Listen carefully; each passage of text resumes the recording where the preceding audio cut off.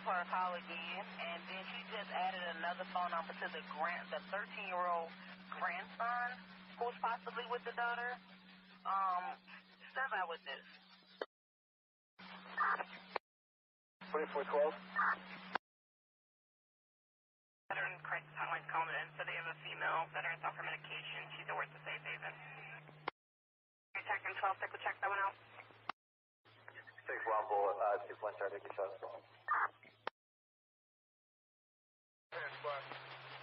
Officer still stands for time? No.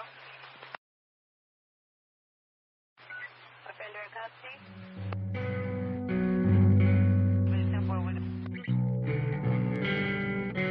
Anyone else close by this result, let me know.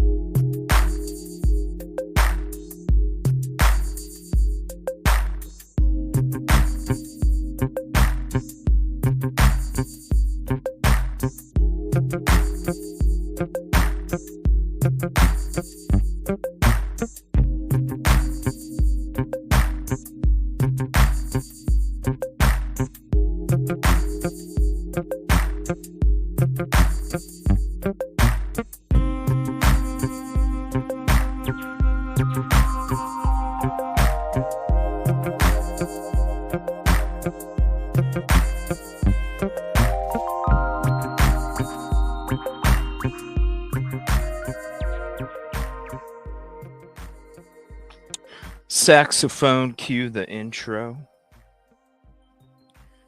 Is the intro always this long?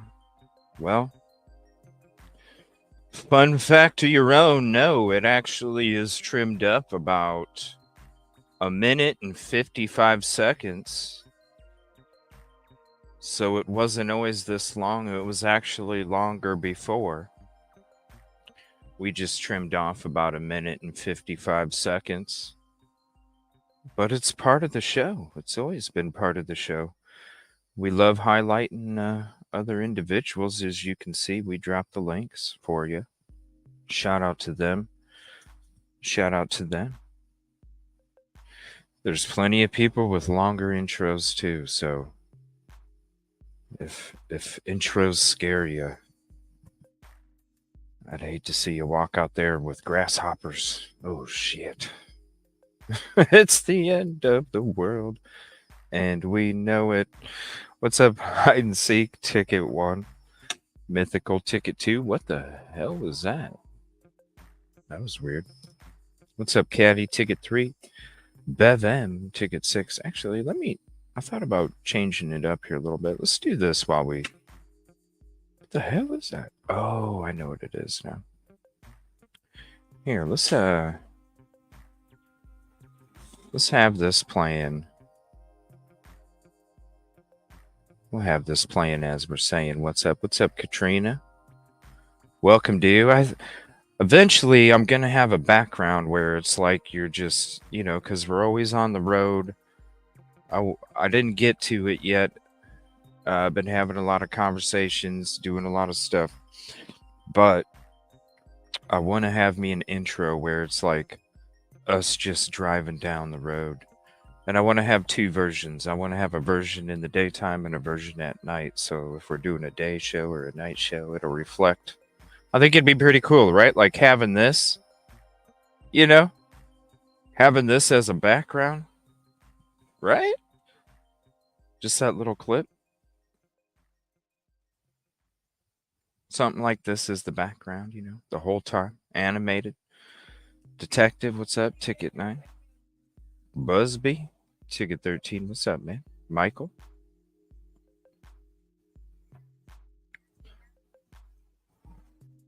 What's up, Jazz? Let me see here. What's up, TJ? Jesus loves Brenda. What's up, ticket 17? Mythical, always dancing machine. Watch him in now. What's up? And if you want that link, all you have to do is ! Micah's route. We finally got the HD up today. The other one was the standard. The HD took oh man, it was like 12 hours total, I think. Yeah.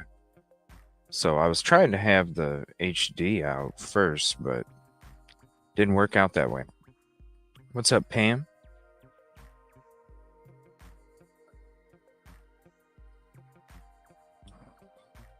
Gonna be an interesting night tonight. We're gonna be going through a lot of different things. What's up, Karen?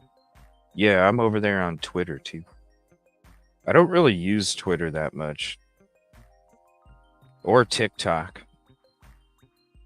Hey, what's up, Johanna? Appreciate you coming in. It's about that awareness, right? Karen, ticket 26. Thank you. What's up, John? How you doing today? Speaking of Twitter, John's always out there supporting. Because, man, John, isn't it freaking nuts how many trolls are on Twitter, right?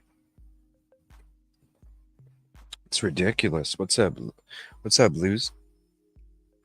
It's ridiculous. It's like, man,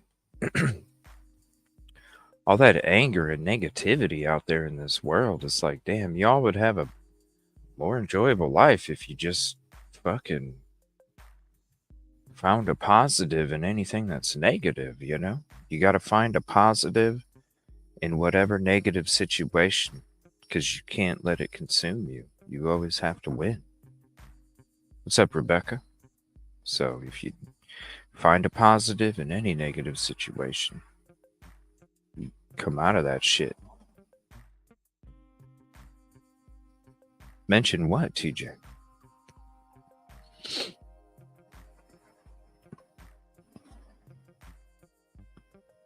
Right, Luz? Let me know how to pronounce it so I don't butcher it. L-U-Z. What's up? She's a wallflower. Just in time. Sorted the washing. Made a cup. I got me a cup of coffee. I only took a couple sips, though.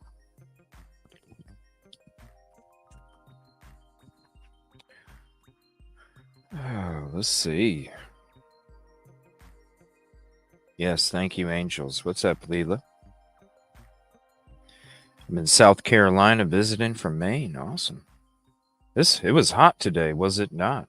What's up, Nana? It was hot today, was it not?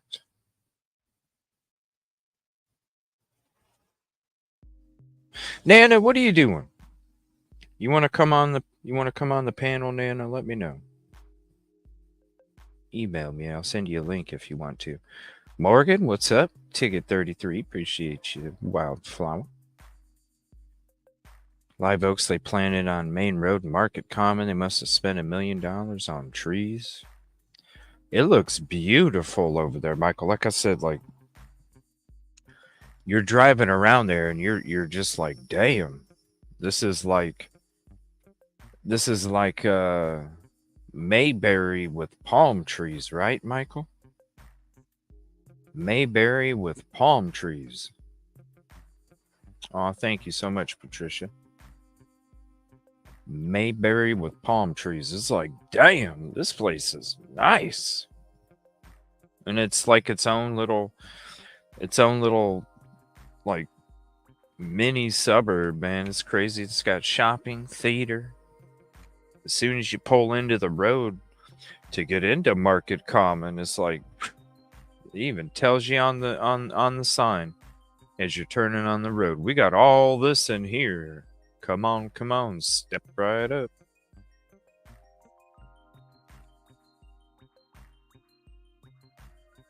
What's up, Dawn? Yeah, it's freaking hot today. I was like, I didn't get any sleep last night.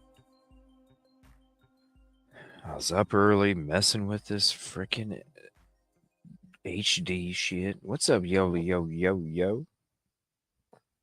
Ticket 40, what's up? Used to be the Air Force Base. Thank you, Busby. How you doing, Busby? I see you've been putting in a lot of work at the homestead there, man.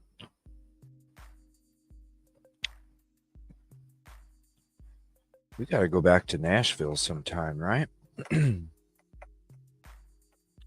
working a lot. Just got home. Need to get dinner cooked. Thank you, but Dragon. Oh, it's all good. I'm pooped and I was just freaking on the phone having a couple hour conversations, a couple of them. In between that, trying to catch up on getting this HD thing to get going, and then trying to catch up and do prep and all that stuff for tonight and go through my footage. Some sun cream. No, we don't need sun cream with this skin. People always think I'm a hell of a lot younger than what I am. It's good skin, you know? What's up, Joe? It's good skin. What's up, Mom Boss Mayo? Happy Freedom Friday. The family were in Myrtle Beach. Oh, it's been hot. Yeah, the protest is on Sunday. There's another protest tomorrow. There's another protest tomorrow up in Robeson County at the sheriff's office, I believe. And then there's another protest at Solid Rock Church. There's going to be speaking of protests. Did you see what JP did? Did you see? Speaking of Solid, I mean, we're going to be getting into a lot of stuff, you guys. But first, I want to share a couple items real quick. We're going to throw this up there. You can scan the QR code here. Let me blow it up a little bit bigger for you. You can scan the QR code. Let's get me over here. You can scan the QR code here. The family wants us to share these, so we're going to share all these real quick. And then if you need to, you can pause here. Let me get rid of this too. There we go. My husband and I are planning a trip to protest in South Carolina. Yes, thank you, Mythical. Well, what's up, MT? I doubt you're JP, but, you know. But hey, we all want to be somebody, right? Just keep shooting for them stars, MT. Maybe one day, right? What's up, Dawn? What's up, Dawn? All right, we're going to share this as well. We're going to share a few of them. So, and here, let me get rid of this real quick too. There. I need to make like a. See, that's one thing I wanted to do is I wanted to make some different layouts, but I didn't get to that. Whoops, hold on. There we go. There's that one. We're going to share this one. And then all you have to do is just pause it real quick, take a screenshot, or just use your screen, scan the code. It'll take you right to there. And then you can just keep coming on back. And let's share this one again too. And make sure you have the 2632 as well, because you will need that number for the Venmo. And let me share. There's a couple more links here. The petition and the justiceformica.com. Isn't it beautiful out? I wanted to take you guys for a drive. I was actually going to start the show out tonight at Solid Rock Church.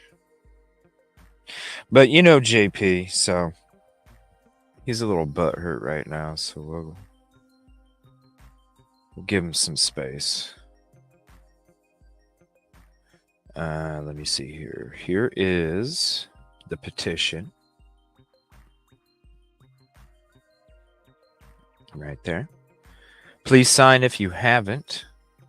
Here's the link. Let me get the link for you because I have to use a shortened version here. And then as I drop the link, here is the QR code that you can scan. Let me flip that's cool. Let me flip myself over here. That way you can scan that code. There's the link for that.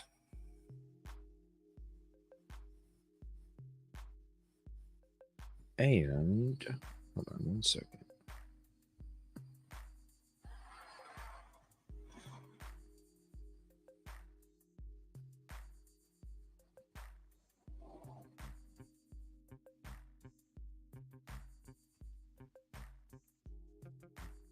I don't know where my link went for that. Excuse me. All right, here's also the justiceformica.com. There's the link for that.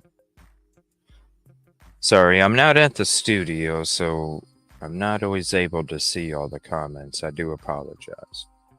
When I'm at the studio, I got all my equipment with me. When I'm out here, it's... And then also you can click on donate, right? And then you can also... Here's another Venmo.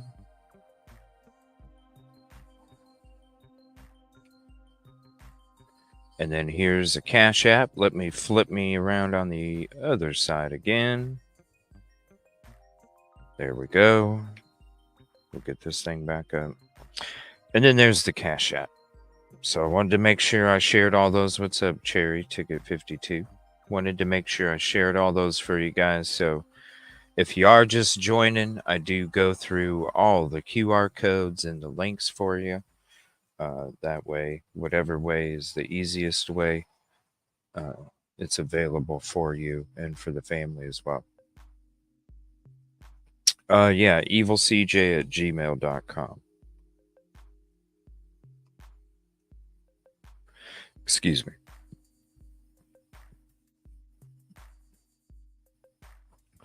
Yeah. And if you go to the Justice for Micah Facebook group, they're being shared in that too.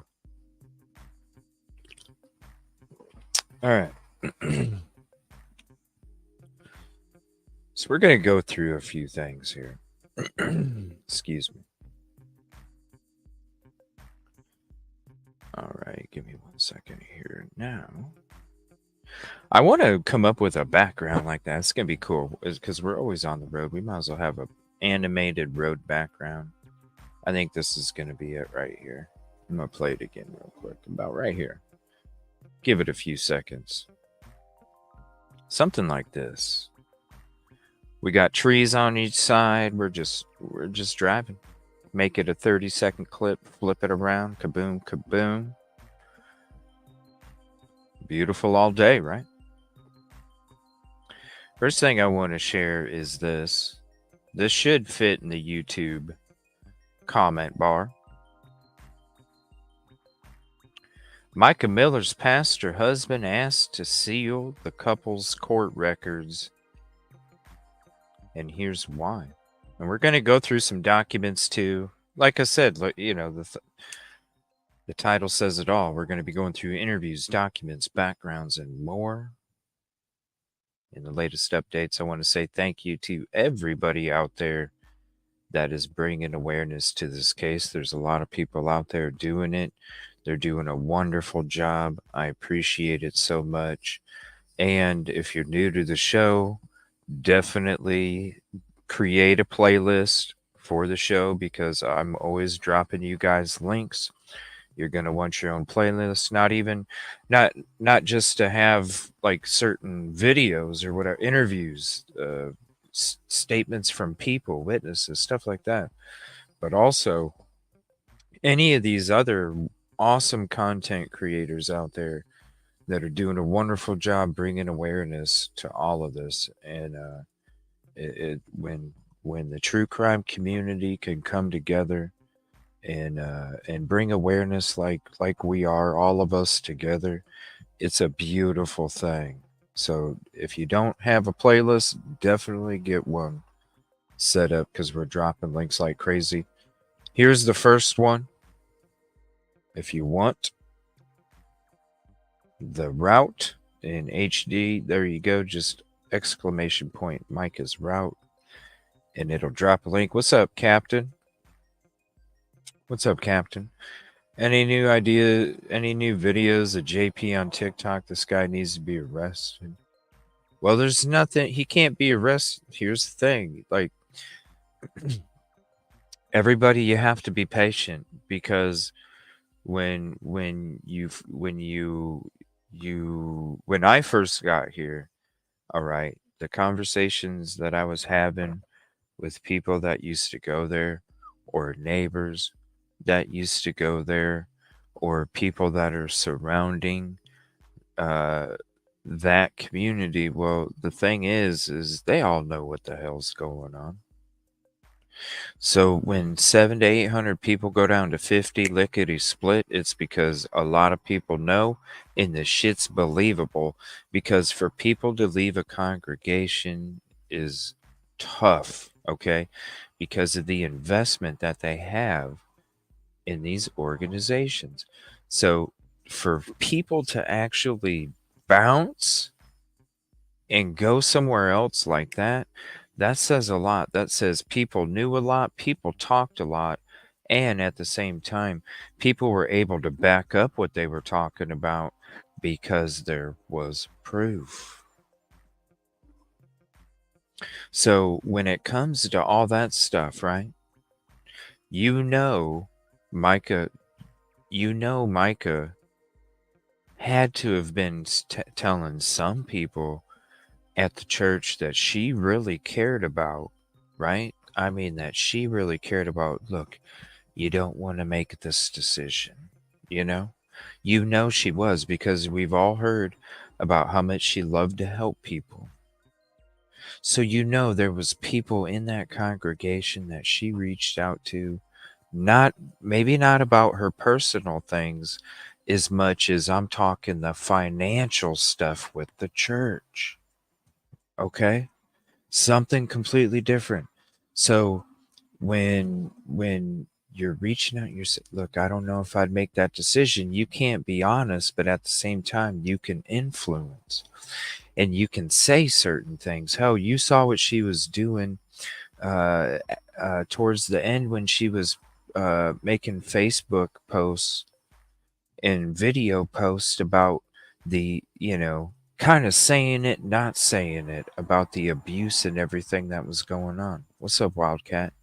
You know she was coming out with these posts saying it, not saying it, right? So you know that that's the public. That's anybody that could watch these videos. That's not your personal friends. Your personal friends are getting way more of a reason, a way more of an answer, a way more influence. Okay. So that's why 700, 800 to 50 lickety split, and now it's been dropping down slowly each protest. But you know it's because people talked, people talked and told other people that they cared about.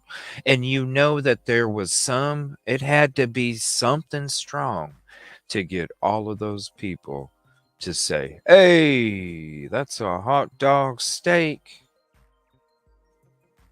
So when it comes to that, y'all have to be patient. I know that you want people to be in jail. You want people to be in cuffs right away. You want people to be brought into the interrogation room. You want all of these things, but at the same time, you have to understand this is a number one. It's a financial business. Now, when you're dealing with financials and investigating, there's a lot of paper trails. They need to find where this money went, how they got it, all the different directions, the connections, all of these different things. And so when everybody wants everything to rush, you have to understand there is a long haul that's going to come with this, and it's because there's a lot of financials involved, especially when the FBI has to do their work too. It's going to take time. There's a reason why they have a 98% conviction rate.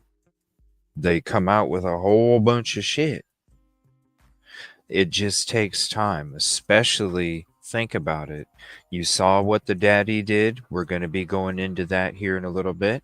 You saw all the different connections. You see all the different fires and all these different, we're at the protest. Lady talks about 2 fires. So there's a lot of stuff that a lot of people know, and you know damn well they're talking to investigators. You know it. You know it. Right now, it's just a small team. That's why only 4 people showed up at that special meeting the other night at Solid Rock. In the evening time, everybody all of a sudden meets up at Solid Rock to have a shh, like they're thinking, that thing ain't bugged. You know damn well that bill. Come on now, you know it is. They're sitting there chatting away, thinking, just think about all the times that all these organizations that are nefarious, the conversations they have from the kitchen, that gets recorded. Hey, we need to get rid of this guy. Like all these, yo, it is. What's up, Lisa? Save the bees. Thank you so much. Appreciate you. Oh, Libby. Oh, that's a really cool icon there. Appreciate that. And thank you for being a new subscriber and checking out the show. And thank you for the kind words as well. Oh, you know it. Right, Melanie? And you see how cocky these people are. You see how cocky Trish is. I'm out there filming the protest, and she's coming out there doing this, and I'm waving at her, and she's waving back, and it's like, you see the people yelling at us from outside their windows in their car. Hell, this last time, you could see people walking in front of me. It was nuts. And they're sitting there just staring at you doing this like cocky shit. And it's like, okay. You saw one of them walking out and almost, I'm sitting there at the last second because I'm like, is he really doing this? At the last second, turning the camera because you see one of them with like a fedora and some sunglasses walking out all weird like he's on some kind of substance, and then he just almost runs into the sign that one of the protesters was holding, almost like antagonizing. But this is the crazy part. There is no antagonizing. You guys, this is why I live stream it, because it's proof. And when this is crazy, you guys, that they called the cops on us. They called the cops on us because we were disrupting service. And the cops were brought in to check the audio levels to see if what we were doing was a disturbance. Just listen to this, you guys. They called the cops. Okay? They called the cops to see that we were being a disturbance, okay? And it's going to go deeper than that police report, and this is, I'm telling you right now, cuz I know for a fact ain't nobody said this, and I can prove it with my footage. Ain't nobody brought this up. I can prove it with my footage. They brought the cops in, right? Because they called the cops and filed a report against all of us out there, the protesters, because we were disturbing their service. They brought the cops in because they wanted to prove to the cops that the noise that we were doing was disrupting the service. So, you know what a couple people did? And it's on film, y'all. It's on film. On my film. The two people that walked by in front of me, one older, one younger, had some Beecher sunglasses on, walked in front, looked at me all cocky, walked into the church and left the door cracked. And you know why? Because that was supposed to make us sound even louder. Ain't that some scandalous ass shit? And I know ain't nobody said it, and you just got it. It's on the footage. If anybody wants to check out that episode, it was the last protest. So all you have to do is go to the videos, go to the last protest, and you scroll through the footage. You can literally scroll. And when you see the church, you see the sign to the left, and you see the church in the middle towards the right. So you know I'm on the right side of the church. You see two people. It's the only time you see two people walking in front of me on the right side of the church in the beginning, the first half, 2/3 of the stream. I'm on the right side. I start off on the left. I move to the right for a good amount of time. You can hear Micah singing in the background. That's where you know I'm talking about. You see two people walk in front of me and watch them leave that frickin' front door open and listen to me comment about it because I said they just left that door cracked. There's your proof. There's your proof. They couldn't get the sound to go up high enough for the cops to say that we were disturbing the service, so they cracked the fricking door. They had two people walk from the back of the church, come around to the front, go into the front door, and leave the door cracked a half a foot because they wanted it to sound like we were disrupting the service so they could get us away from the area. Ain't that some shit? So if anybody wants to go find it, drop me the timestamp and I'll show you. I don't want to distract you guys and take 10 minutes to find it and bore you, so I'm going to get to some other things. If anybody else wants to, drop the timestamp and we'll go to it. And you'll see two guys walk in front. They leave the door cracked. I think I even took another video of it too. I just didn't even think to frickin' look for it. But if we don't play it tonight, we'll play it another night. All right. MicaMiller's pastor husband asked to seal the couple's court records, and here's why. This is from 12 hours ago. So here's the link if you'd like to have the article.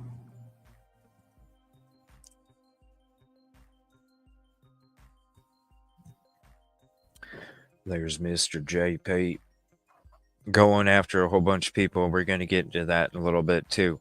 Myrtle Beach embattled Pastor John Paul J.P. Miller, who has publicly said he wants to disprove all the lies about his marriage to his late wife, recently asked the court to seal records of her family's case against him. What's up, Sonia?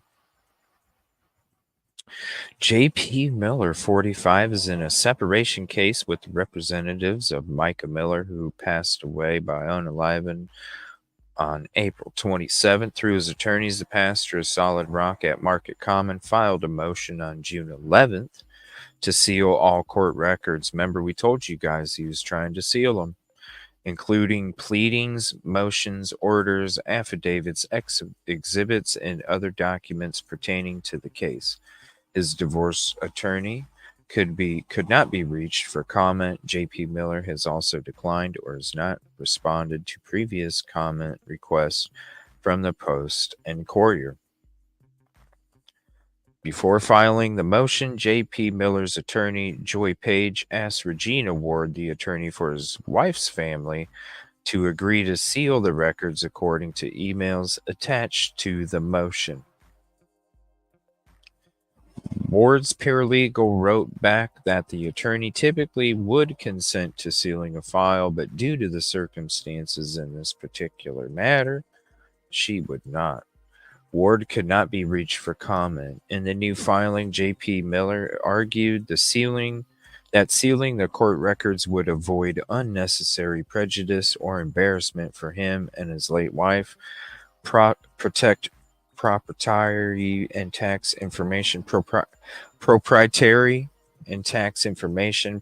both parties from libel, and protect JP's two minor children, who he argued will be indirectly affected by the case according to court records. J.P. Miller also claimed the move would protect his wife's public image, but he wasn't worried about that when he posted the frickin' photo, which he said he would be at risk if the records remained public due to the evidence of her mental illness. Okay, what?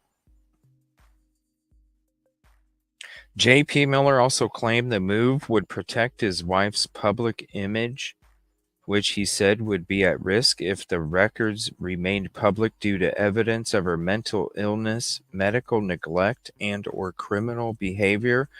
Though he did not specify what he meant, he's the one that's putting all this out there. That's what his videos are about, is her mental illness, her medical neglect, and criminal behavior. He said she was stalking him. He said she was putting tags on his vehicle. He's telling he's telling his congregation all this stuff. It's like Bill Thompson for Idaho 4 saying that we don't want the defense to be putting out misinformation when you're the one that spread it in the first place, bro. What are you talking about? You were telling everybody to go read it and share it with their friends. So this is the reason?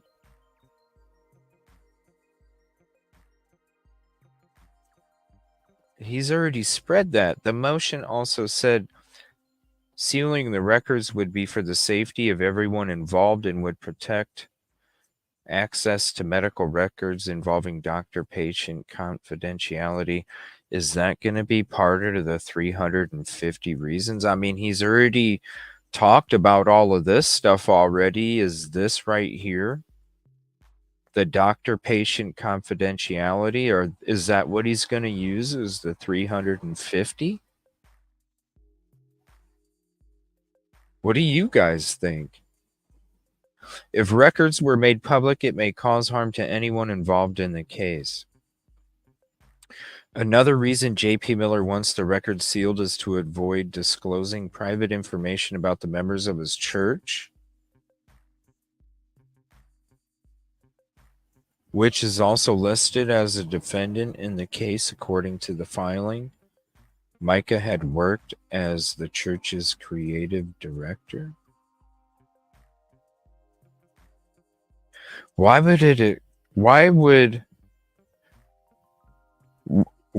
the family, huh? Why would some of the church members,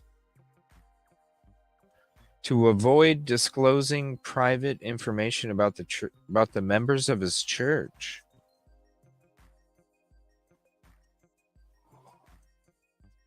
That's weird. John Paul Miller will show that there is just and good cause for sealing the records, in that it will ensure a fair trial, allow for witness cooperation and reliance of the parties and or witnesses upon expectations of confidentiality, he stated in court documents. This latest filing comes after J.P. Miller released a TikTok video in which he said he would defend himself against the lies he claims his late wife family's member have told about him. Remember, he said there was going to be a whole bunch. I got so much, I don't know what to do with you guys. They left a lot for me. Remember? That's what he said. They left a lot for me. I got a whole bunch of videos. We've only seen one, and we haven't seen anything else, and he's made a few more since, so I don't know what he's talking about. This latest filing comes after J.P. Miller released a TikTok video. In the video, which was posted this month before the court filing, the pastor said he is looking forward to presenting 350 pages of proof on what Micah thinks about her family and what Micah thinks about her lawyer. The things her lawyer is saying and the things her family is saying. People seem to forget that Micah corresponded with me more than anybody else on the planet Earth, J.P. Miller said in the video. I know her heart, and I have her text messages, and we're going to disprove all the lies that are out there. We know you had her phone, bro, for 2 days. We know you had her phone for 2 days. We know that she was involuntarily committed. You were trying to use that as part of your checklist to get divorced ASAP. And you were the one trying to make it seem like she was the one that was stealing money from the church, right? Committing a crime. Adultery. Trying to say that she was cheating. The spousal support that he was trying to get. Like the mental health. He was trying to use all of these things. And then he was trying to get spousal support from her, when he's the one that heads the church. How in the hell? I mean, hell, you already know she was paying for everything in Africa. And she was where's the money? Where's the money? Where's the money, JP? And then 2 days after, he wants to put shit in her tire. Speculation. We've seen the police reports last show. Wants to pop her tire because he's mad at her. March 11th. Remember, we talked about it last show. 2 days later. Come on.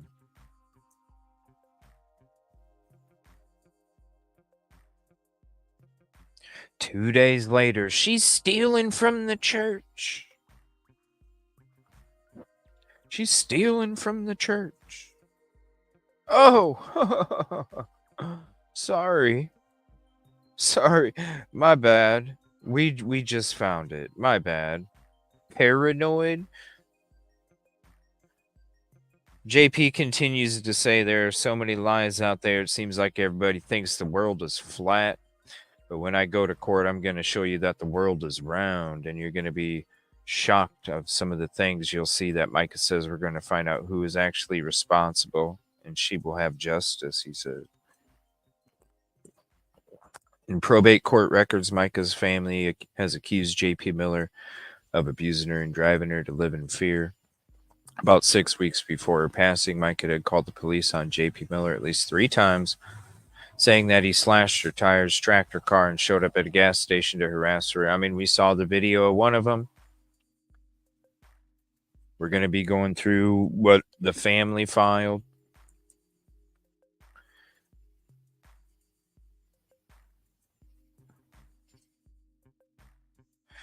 The pastor has steadfastly maintained in statements he did not abuse Micah and that he simply is a grieving husband struggling to come to grips with his wife's untimely passing. The latest motion by JP in family court also follows an agreement that his attorneys reached with Ward on June 5th over the custody of Micah's belongings that she had with her on the day that she passed. How, this is my question, okay? How in the hell, if there's a situation where somebody unalives himself, there's going to be stuff on the clothing, how in the hell is somebody able to not only be given the clothing, but also collect the clothing and also take the clothing with them? How does that happen? How does that happen?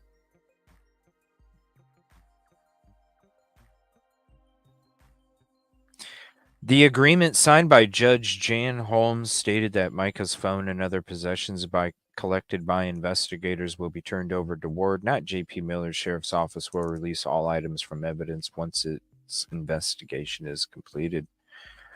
According to the court order, after Micah's body was found at Lumber River State Park in North Carolina on April 27th, authorities ruled that the 30-year-old's passing was a self-unaliving, but her family and friends have continued to push for a deeper accounting of her husband's behavior during the marriage and the toll they said it took on his young wife. Sierra Francis, Micah's sister, an appointed special administrator of her estate, has asked the court to grant Micah's family the appointment of a forensic expert to conduct a financial investigation into the marital estate. See what I'm saying? Financials. The investigation is to account for any fraudulent transfers of marital property, including money and accounts, and property, according to a May 7th filing. Micah's family alleges that J.P. Miller took out 2 separate mortgages on the home in 2020 and 2021, with the monthly mortgage payments from these 2 mortgages being paid from joint marital funds. The family contends the use of a marital funds as well as Micah's financial contribution to $90 worth of home upgrades and improvements entitles her to equal distribution of the house as a marital asset, according to court documents.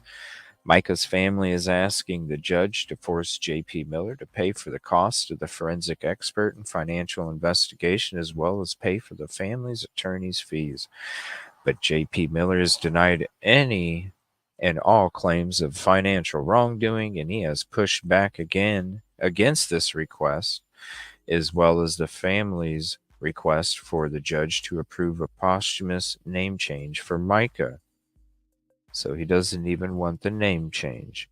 The change would either restore her maiden name of Micah Francis, or it would simply drop her married last name, making it Micah Acacia, her first and middle name. If granted, the death certificate and all other relevant documents would reflect this change.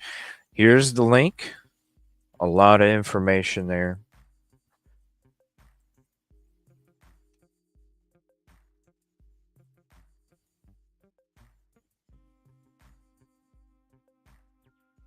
The reasons, that don't make no damn sense. You got those reasons.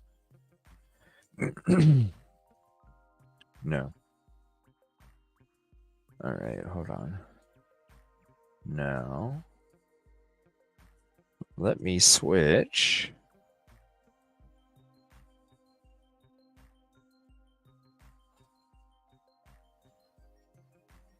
We're going to switch to this real quick. Because I told you guys that... Oh, come on, computer. I told you guys that they were calling the cops, right? Look.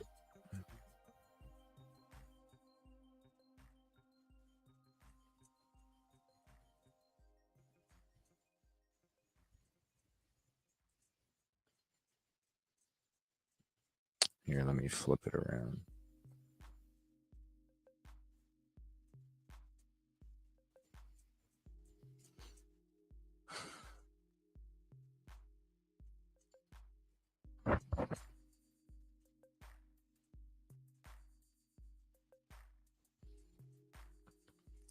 All right, 616. Excuse me. 616.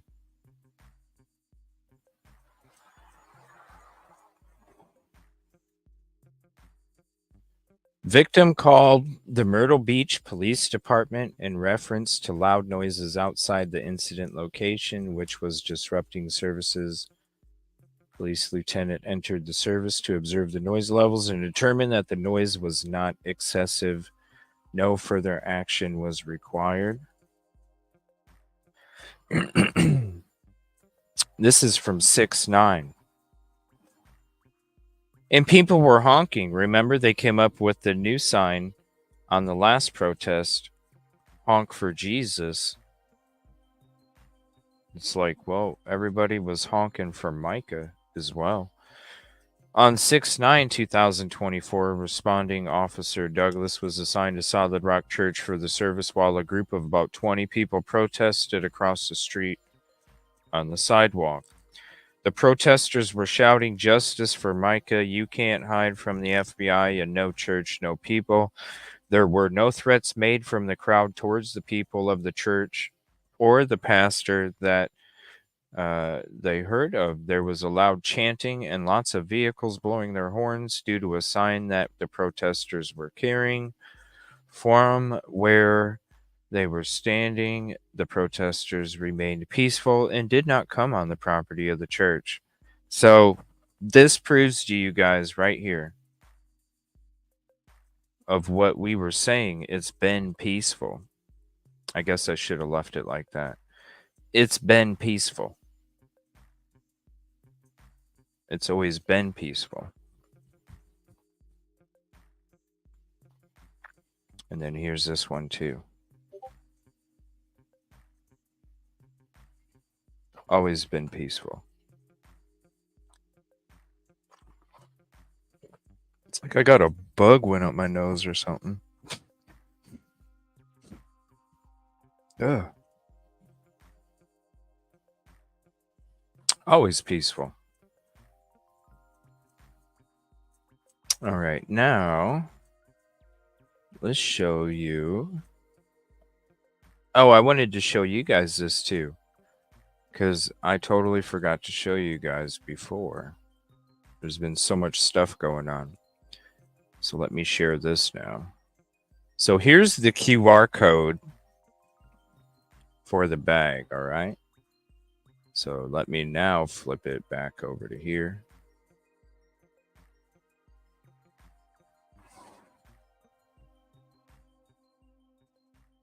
All right, let's get to the QR code here. So here's the bag. Okay.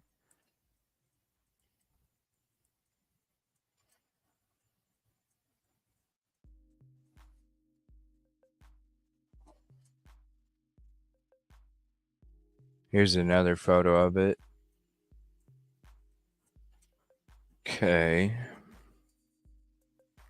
And then here's the QR code.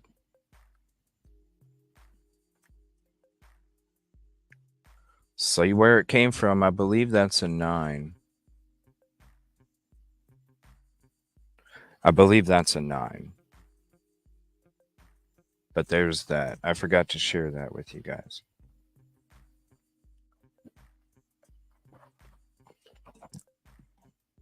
These are the old one. These are old too. I just forgot to share them with you guys.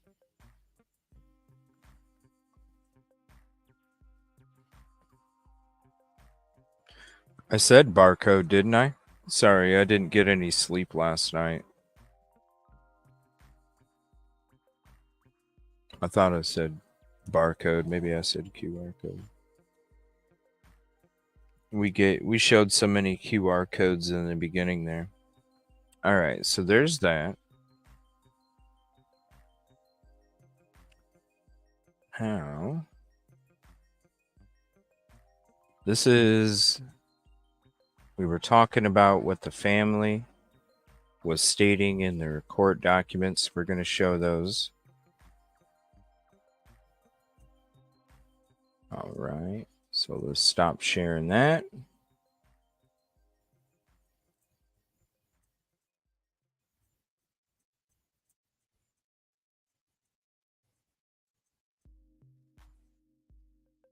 Okay, here we go.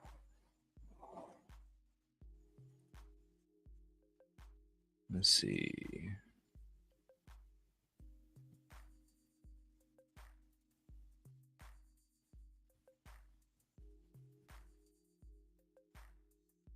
Oh, come on, StreamYard.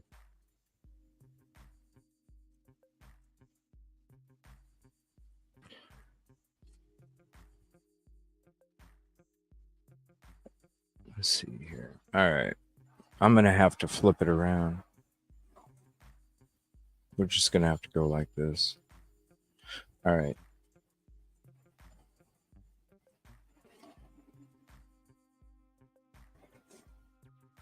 Let's see. All right, here we go. Okay. So this is Sierra Francis. Number 1, I am the petitioner in the proceedings, which are pending before the probate court as to the appointment of special administrator for my sister's estate. But hey, Tiffany, I'm on like an hour and a half of sleep, so it is what it is. If people want to be literal, I don't give a fuck. I really don't care. Be in my position. I don't give a shit. All right. Now, I do want to warn you, this is going to have some graphic warning to it. All right.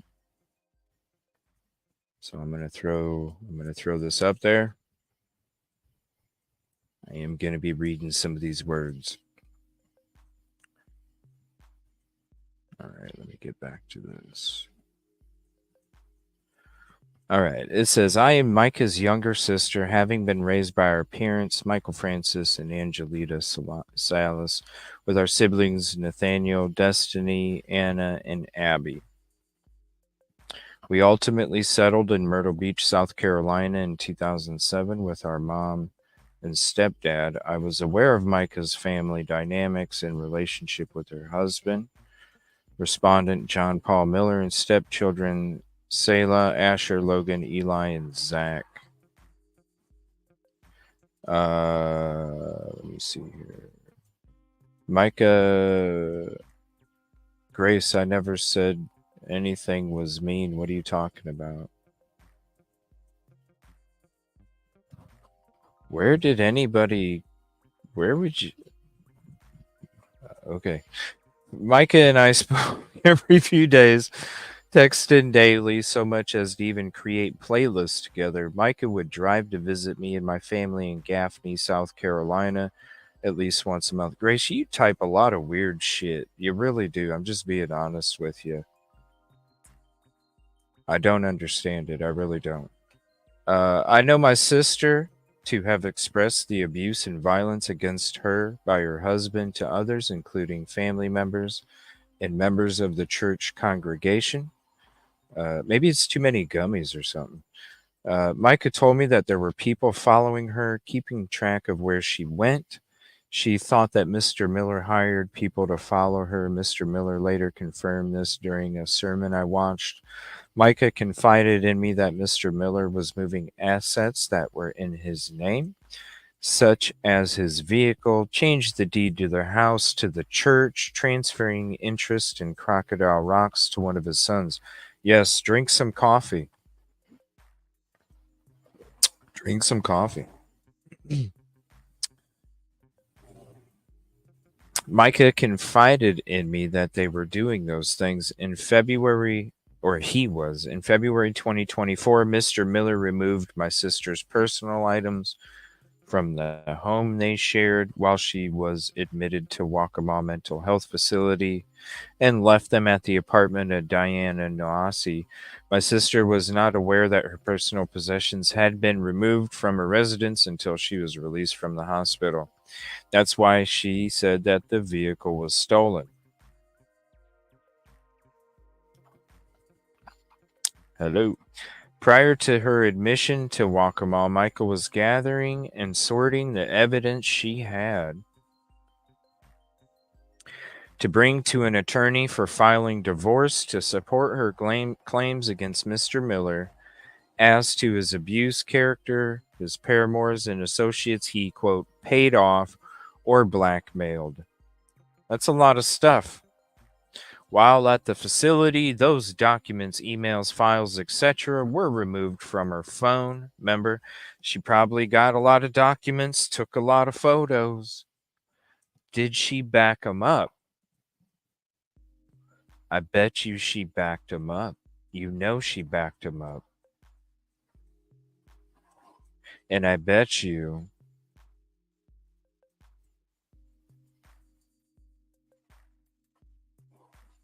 she would have given them to her best friend. If anything happens,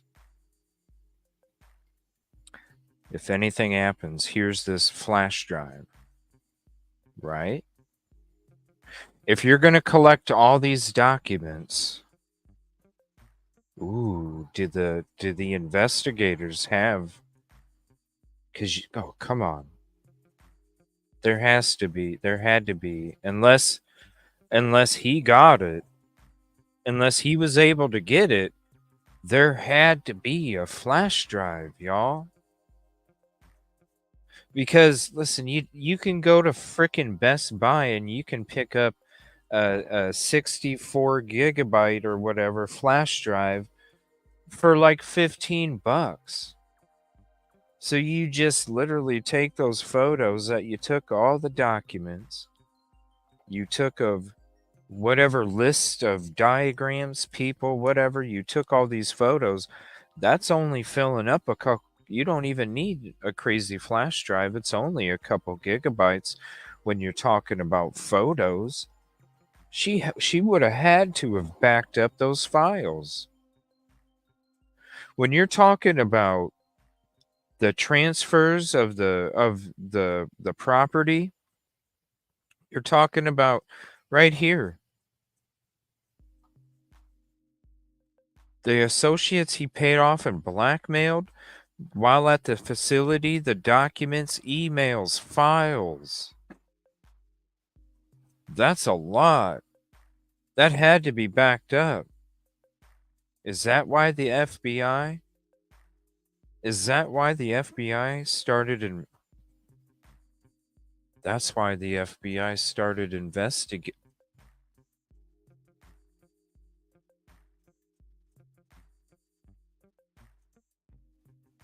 That's why the FBI started investigating it right away. Because they got that damn flash drive. Is that why the fisherman took the purse? Because he said something's wrong here. And he's looking around and he said something was wrong. But you're going to take somebody's purse and you're not going to look for the person that you heard crying? I heard somebody crying for a while and then it just stopped and I was worried something's wrong. And then his story about coming up to the slough, I knew something was wrong. That's why I looked to the left, I looked to the right, and I grabbed the bag and I put it in my boat, my kayak. That's why he took the frickin' purse. That's why he took the purse home, because he needed to fucking go through it. Hold on a minute. Whoa, whoa, whoa. He would have looked at the purse. He would have looked in the if he was hold on a minute. If he wanted the flash drive, he didn't have to take it home to go look through the purse. He could have looked through the purse in his truck. I guarantee you, he had to meet somebody because they didn't want him to open the purse. That person, yo, Johnny, you better you better meet me at this parking lot and do not open that purse. Do not open that purse. You open that purse, you know what's going to happen to you. And then they had to be the ones to look through the purse to see if the flash drive was in there or not. Yo. I don't know.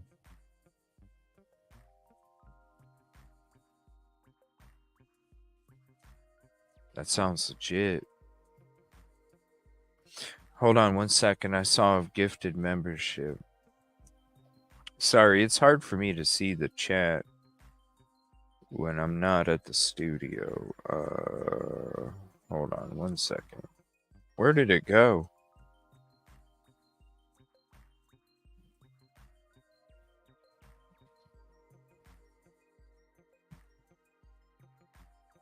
What's up, Cosmo? Let's see here. Let me have some coffee here, and we'll read some more of this. What's up, Mary Jo Reed?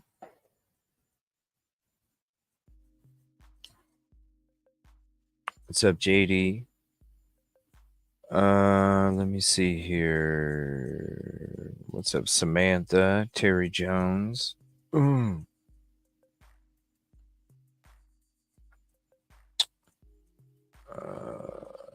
But they want, yeah, because everybody was honking at the protest, so they wanted to make it seem like, you know what I mean?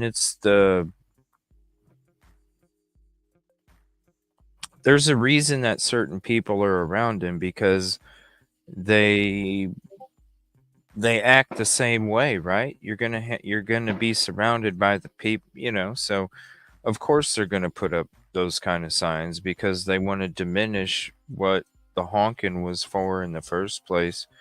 It was about justice for Micah, and we're not saying don't honk for Jesus, but honk for Micah too. Honk for Micah too.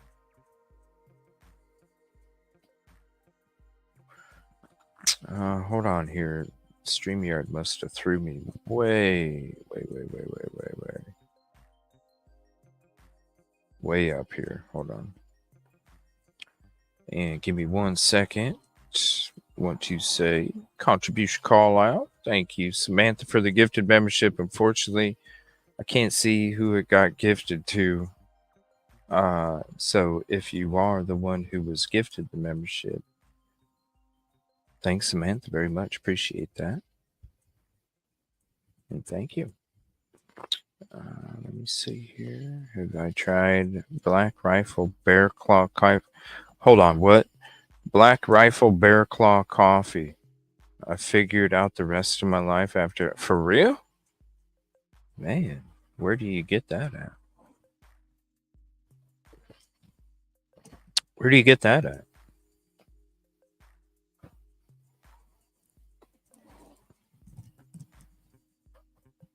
No. I don't think they're in the cloud. I mean, they could.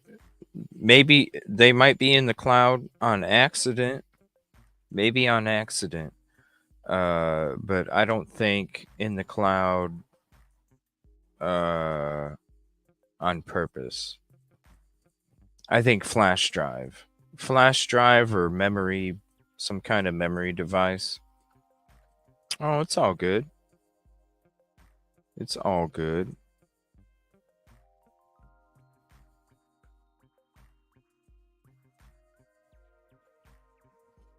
Looking for the dog. Lola. Lighter. Get the old stove Yulia sent.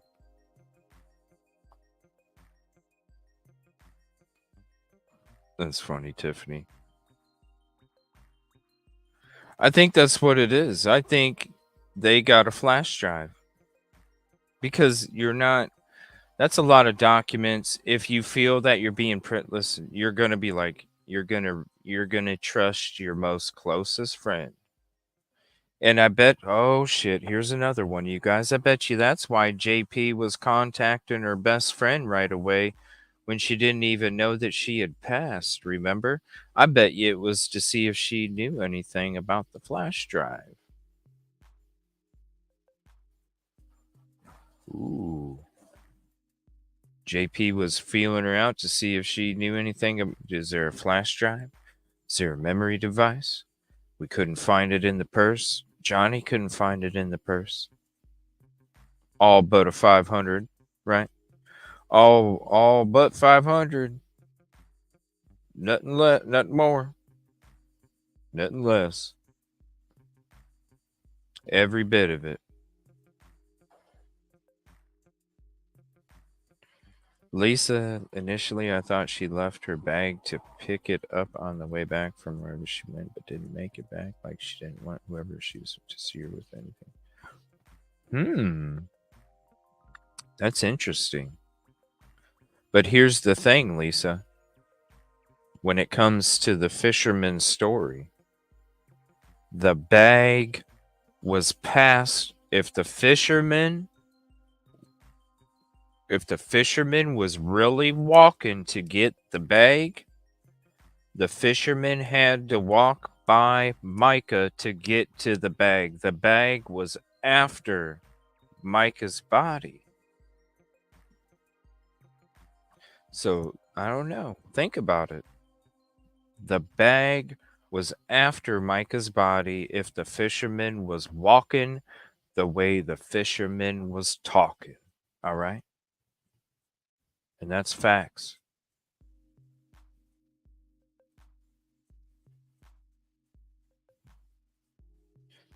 That is interesting as well, right, Holly? There, even the time limit, the times between the different places too.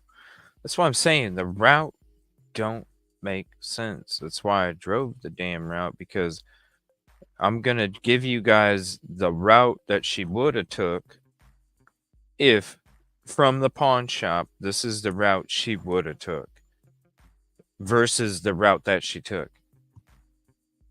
But that'll be coming up. 1:27 time she arrived at the store. Also the time the fisherman first says he called his friend. Ooh. They sure did give each other alibis, didn't they? Yeah, he said, I can see why you didn't see her when you were walking past. I can see why you didn't see her. And I said, yeah, man. Yeah, man. I know you didn't have nothing to do with it either, man. I know you didn't have nothing to do with it either. It was a whole bunch of covering each other's fucking ass, right? I know he didn't have nothing to do with it. I want to make that clear. He says he knew I didn't have nothing to do with it. I want to make that clear. Yeah, he didn't have nothing to do with it. And I told him I understood, and he said, yeah, I know you didn't have nothing to do with it either. Oh, okay. Just some kayaker. Yeah, some fisherman. But you know each other's names. You know you do. Come on. And you know why it just all, even it boils down to why would if she wants her family to find her, why in the hell is she going across the state line? Like, why?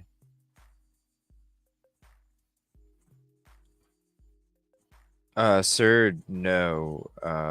Sir, if you look at the timeline, the fisherman reported it, but he didn't report it right away. He didn't call 911, sir. He didn't stop by the office on the way out as he was leaving. He let him know when he came back, a short period of time later. I don't know where anyone stated that the fisherman didn't report it. Yeah, just a little heavier, right? Because it's a month. There's more vacationers out there. But it's not about the exact time period. If it was trying to be like the exact length, yeah, good luck. You'd be redoing that shit like it wouldn't even be done. I actually, when I did that one, I had to start over 3 different times. That's why it took me about 5 hours, because there's a couple things I had to restart. So yeah. And trust me, the whole way there, I'm like, please don't let a bug splatter on the window, because then I'm gonna have to start all over again, you know. So yeah, it was. If you want to try it, you can. If somebody wants to edit it, go ahead and edit it to make it that way. But shit, that wasn't my goal. My goal of the video was to just put you in the visual. It doesn't matter about traffic, because that's minimal shit. It's about giving you the visual that she would have had the whole trip there. That's what it's about.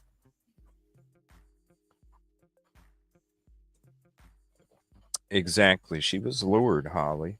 That's why the route doesn't make sense. She would have went the route that was a minute, or I'm sorry, she would have went the route that was an hour in 25, 28 minutes. Straight north. She wouldn't have went off to the left and then up and over and Fair Bluff. No. All right, let's get back to this document here. It said, Micah talked about what she wanted her life to be like following her divorce from Mr. Miller, having traveled for a church mission this past fall from October 15th through October 27th, 2023. 100% lured.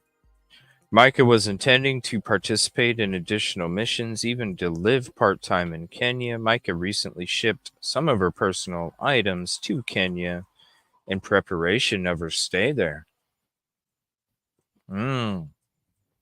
She was getting ready to move to Kenya, y'all, so she could expose JP from a safe distance. She was getting ready to expose him. She was going to go back there, expose him from a safe distance. What's safer when you're exposing somebody when you're across country borders, right? She was that. I mean, what a great plan. Hey, she probably warned him, though. You know, she probably said, "Look, if you don't fix this shit, I'm gonna do this." And unfortunately, that's probably why he. Fucking the dude had to be scrambling, trying to make sure he could clean it all up, right? Speculation.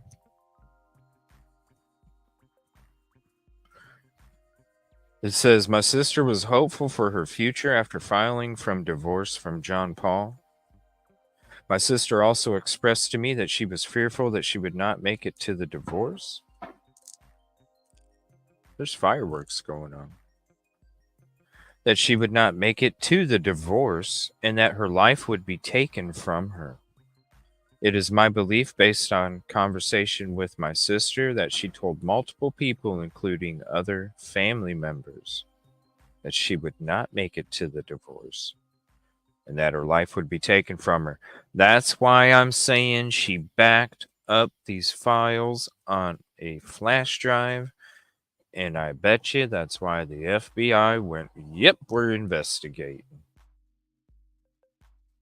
Because you know she backed it up. You know she handed it off to somebody and gave them a copy in case something happened to her, because that's what she was. She felt her life would be taken from her. You're going to back up your shit and you're going to give somebody else a copy.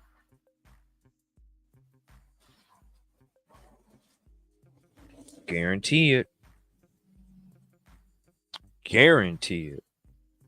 Especially because you already know that if you're doing this and you know that this dude is capable of different things, you know that it's a possibility, but to you, it's like, look, it's about everybody. It's about helping everybody. It's just like I tell my family, or friends of mine that want to come out with me in these dangerous situations when I'm going out there alone. And I tell them, no, if something happens to me, it is what it is. But if any of you are out there with me in those kind of situations and something happens to you and or happens to me, I would haunt myself. I would haunt myself if something ever happened to both of us. It's one thing if something happens to me. When you're doing these things and you're in these situations, it's part of the gig. That's why only certain individuals could do these things, because it's part of the fucking gig. You have to understand that shit can happen. And you have to there's just certain people that can and can't. No fault of anybody's. But it's the same thing. When you're going to be exposing these different things, it's like, hey, it's about everybody else. That's what life is for. It's about everybody else. Shout out to Micah. She was really, man, what a plan. Gonna move to Kenya. Had all of those emails and files and documents and financial transfers and all these different things. And watch, the right thing's going to happen. The right thing is going to happen. The people that are going to need to be held responsible are going to be held responsible. It's gonna take some time when you're dealing, like I said in the beginning, you're dealing with financials. It's gonna take some time, but I guarantee you she had to have some stuff. And I guarantee you the right thing is gonna happen. It's just gonna take time. Micah stated to Sierra on many occasions, if I end up, fine wine takes time, y'all. That's why you gotta be patient. Trust me. Everybody wants to rush, and you can have that Boone's Farm bullshit. Fine wine takes time. Don't go for the $2 a bottle shit, you guys. You just have nothing but headaches. Micah stated to me on many occasions, if I end up with a bullet, it was not by me, it was JP. When somebody says that, it ain't no joke. You understand. It's about everybody. Micah forwarded a family group text message notifying us that Mr. Miller was served the divorce papers on April 25th, just 2 days before. What do you guys think? I'm going to file the papers. And guess what? When it comes to South Carolina, this weird-ass law that they have with divorce and marriages, you have to be separated for a year. I guarantee you Micah was getting ready to temporarily live in Kenya for the fucking year and live that whole year out over in Kenya away from JP while she's exposing him. Damn, JP, I'm getting close, bro. I'm getting close.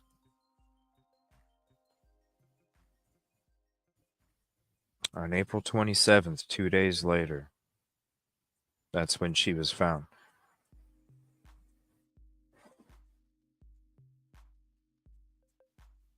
This one's from the brother.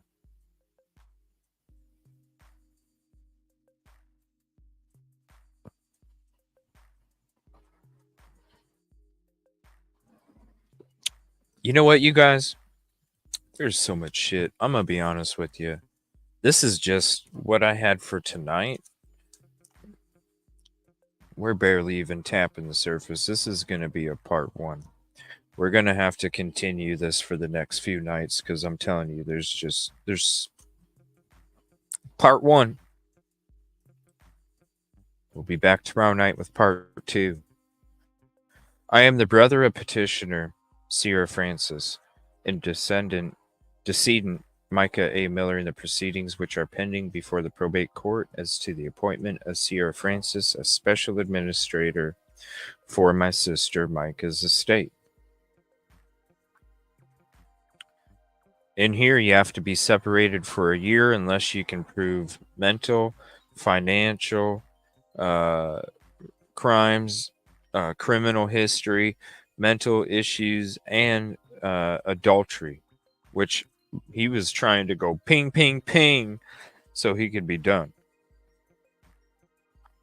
It says, I am Micah's only brother, having been raised by our parents, Michael Francis and Angelita Salas, with our siblings Destiny, Sierra, Anna, and Abby in Wichita, Kansas. My mom and siblings, apart from our oldest sister Destiny, moved to Horry County in 2007. I was aware of Micah's family. What did I file to get the info? I don't know what you mean. Ask what info you're talking about. I was aware of Micah's family dynamics and relationship with her husband. By the way, you guys, YouTube is still being buggy as shit. If you think you might be delayed, or even double check, just see if you are delayed, because there's some comments that are coming through like they're from previous information. Do me a favor, see if you're delayed. It's been happening often. If you think chat's freezing, there's nobody seeing your comments. The only thing, I even have to do it. I've had to do it 2 times already tonight. I have to back out, close out, come back in, because otherwise and usually I'm like, oh, that comment's been sitting there for a couple minutes. That's weird. And that's when I know, oh shit, the chat froze. So YouTube's been buggy. It continues to be buggy. So if you feel there's anything weird, all you have to do is back out, close out, come back in, and you'll be right up to the live. All right. It says, I was aware of Micah's family dynamics in relationship with her husband, John Paul Miller, and stepchildren, Asher, Selah, Eli, Zach, and Logan. I saw Micah frequently as we lived in Horry County and spoke to her on a weekly basis. I was also a member of Solid Rock, where both John Paul and Micah worked for several years until I left the congregation due to the behaviors I observed. He was actually the last one of the family to keep going to the church there. Micah confided in me that John Paul moved her belongings out of their marital residence and with Diana so that he could keep an eye on her. Following this, Micah then retained an attorney for the purposes of filing for divorce from her husband and joined a new church. I have received communication in the past from John Paul Miller stating that he knew no reason for divorce but wanted a separation and gave reasons why. The email I received on April 3rd, 2023 included a forwarded email from Mr. Miller to Micah dated April 1st, 2023 to an email address that did not appear to be Micah's. Just 2 weeks later, Micah forwarded me an email from Mr. Miller dated April 15th, 2023 to her correct email address as shown.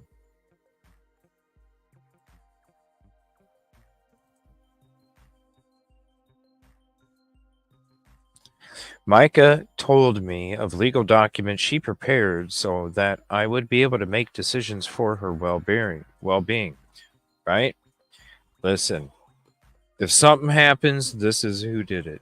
This is how it's going to happen. I'm in fear for my life. All of that, she was making backups. She was making copies. That she was getting things prepared. Okay? She I mean, you saw the videos, the harassment, all this other stuff. She knew what was capable, and it's still thinking about the other person. So, as much as people want to think that she just got a couple records and she was going to go call somebody, no. This was an elaborate this was an elaborate plan. And she knew what he was capable of. She understood what he was capable of, and she still thought about everybody else. You all, if you didn't realize it before tonight, please understand that Micah had to have known what she was dealing with. And man, the courage, because when you know, it's one thing if you go to hop on a bike, right? And you go, oh, I might fall off because I don't know how to stop. That's one thing because you bruise a knee or something. It's another thing when you're sitting there telling the people that you love that if something happens to you, you know who did it. You're even telling them with a bullet. You're even telling them with a bullet. And you know what you're facing because of what you're doing and what you're about to do to expose the evil in this world. And you still think about other people.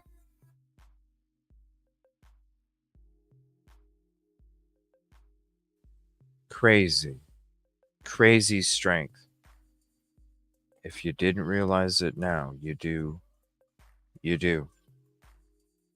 Micah made several reports over the last few weeks of her tires being slashed and tracking devices being found on her car, and Mr. Miller's email forwarded to me. He apologizes to Micah for the tires and causing damage to her vehicle. He said that he did it in the email. Now he's like, I didn't do this crazy shit. I didn't do this crazy shit. Look at my tattoos, Thug Life. Mr. Miller's email to my sister continued to state that he was very angry when Micah confided or put her family before him, and that made him want to hurt her. In his words, when someone hurts me, I try to hurt them back rather than forgive, and instead of me forgiving you, I just attack and try and cause pain. He sure does ask a lot for forgiveness, right? Especially when he's trying to get the record, he's trying to get the record reversed so he can start owning weapons. We're going to get into that too. What's up, Bougie? We're going to get into that too. Listen, we have so much. It's just going to be a part one. We're going to have to make this a 2 or 3 parter. Micah told me numerous times that she feared John Paul and just wanted to escape him. Our family is very supportive of one another, and especially in this time of grieving. I believe that my sister Sierra is the appropriate person to step into Micah's shoes and continue what was started by her, both to secure her assets and to determine her portion of the marital estate. What's the one way that you can hurt JP the most? The money. This dude literally wanted to get financial support from Micah. What are you talking about, man? What are you talking about? All right, hold on. Let me close out some of these other windows. All right.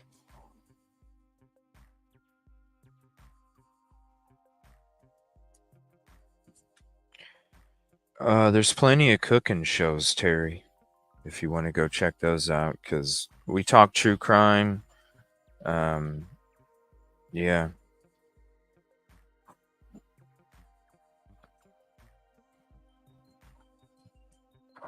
You might want to go check out some cooking shows, because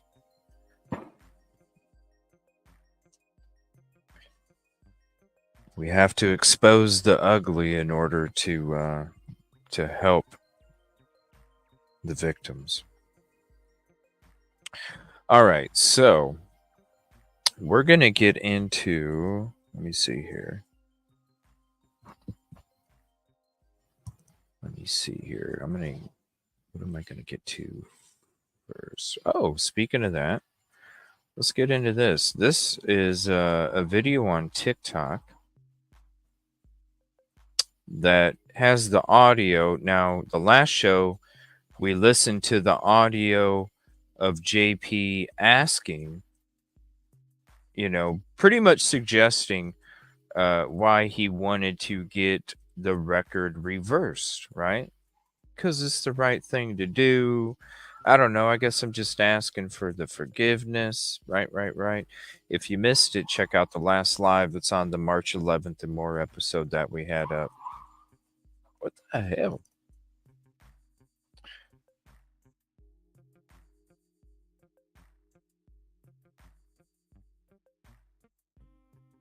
Thank you. I appreciate that.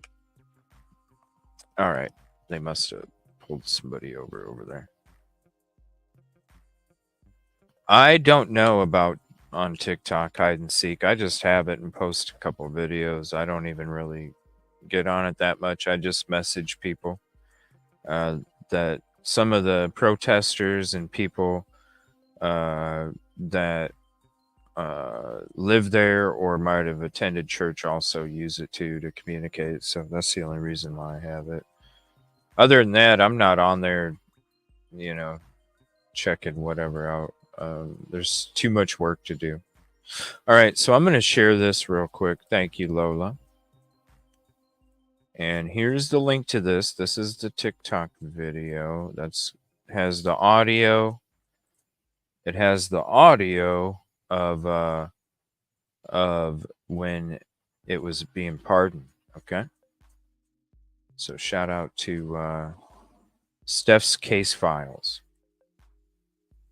About letting him be pardoned for that 1998 incident where he ran over. Now, Pastor John Paul Miller was convicted of that running over an incident which happened in February of 1998. But now we have the audio of him just, a few years ago getting that pardon from the judge on that conviction. Listen at how he slithers and snakes his way through sweet nothingness that the judge wanted to hear. Dating. I love those glasses. By the way, if you want to hear the audio of him suggesting why, check out the last live. How he has police in his congregation and how he is leading a church of 500 people, not mentioning all of the incidences along the way, which would make him less worthy of being a preacher. What's up, Rita? Of all of these people. And if you woke up this morning wondering if a pardon can be revoked in the state of South Carolina, the answer is yes, if it was obtained under fraud. Please make sure you bookmark this and you're following me so you can find your way back. I can begin. My client, born May 20th, 1979, seeking a pardon for his assault and battery of high and aggravated nature. The incident date is listed as February 11th, 1998, and client pled guilty in June of 1999. He received a 4-year sentence, suspended to 3 years probation. Probation was completed without incident, and it's been 20 years since then. My client has completely turned his life around. He's got a family, wife, kids. He started a ministry. And so we are seeking a pardon for this to restore his civil liberties. As our religion and Lord teaches forgiveness, we're seeking that from the state. So I'll turn it over to my client to explain a little bit more about his life and changes since then, the last 20 years.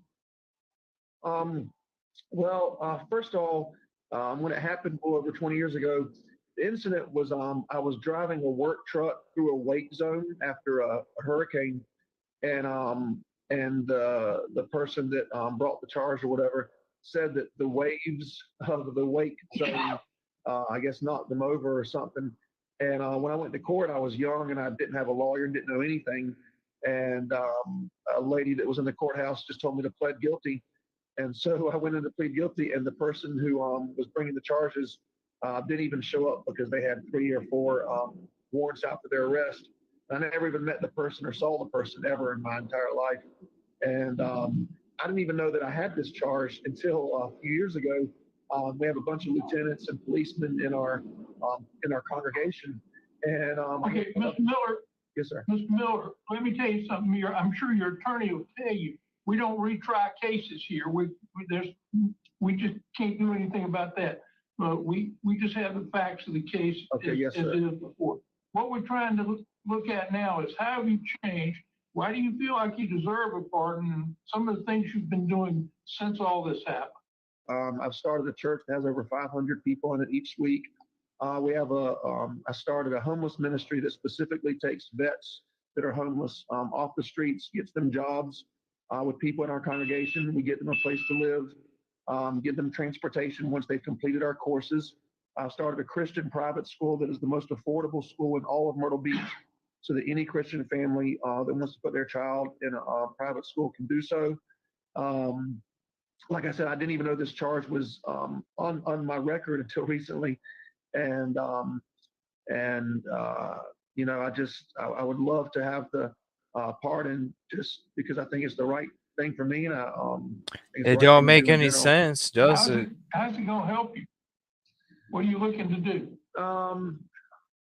I guess I'm just looking for a little bit of forgiveness, and Yeah, he gets cut off, but he gets it. You know, with the lieutenants and the policemen in our congregation, just you know, it just adds to my I guess the things that I've accomplished in the past 20-something years. It just feels weird having a charge on your record like that, especially one of how it took place. It's just And I think that because it's been 20 years since the completion of his probation, we're looking to restore. Hey, Nana. Where do you... okay, Nana. You know when it... okay. You know the stories from Allison? You know the stories from Allison talking about how JP had an issue with hired workers, right? From the street. When he's talking about homeless people, giving them shelter, giving them clothing, giving them food.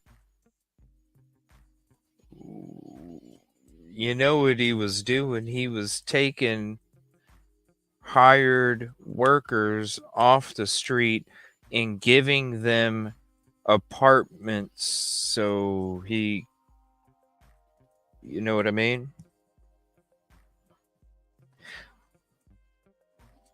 Right, Betty. Vehicles too. Yeah. So when he says he's helping out the homeless, oh, I'm going to have a whole bunch of side chicks too, and I'm going to be paying for their food and their cars and their homes and, you know.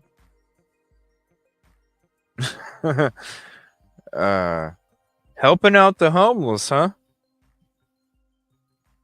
Helping out the homeless. Restore civil liberties, and especially for a leader of a church, person who's started educational programs and homeless vet programs. I think that restoring civil liberties for a man like Speculation. this is important as an American and as a South Carolina resident. Absolutely. Well, thank you, and I appreciate the clarity there. Thank you. I'm not going to ask you about giving back to your community because your whole life looks like you're headed back, giving back to your community through your ministry, sir. Is there anything, Mr. Miller, that you haven't been able to tell us that you want to make sure this board knows today?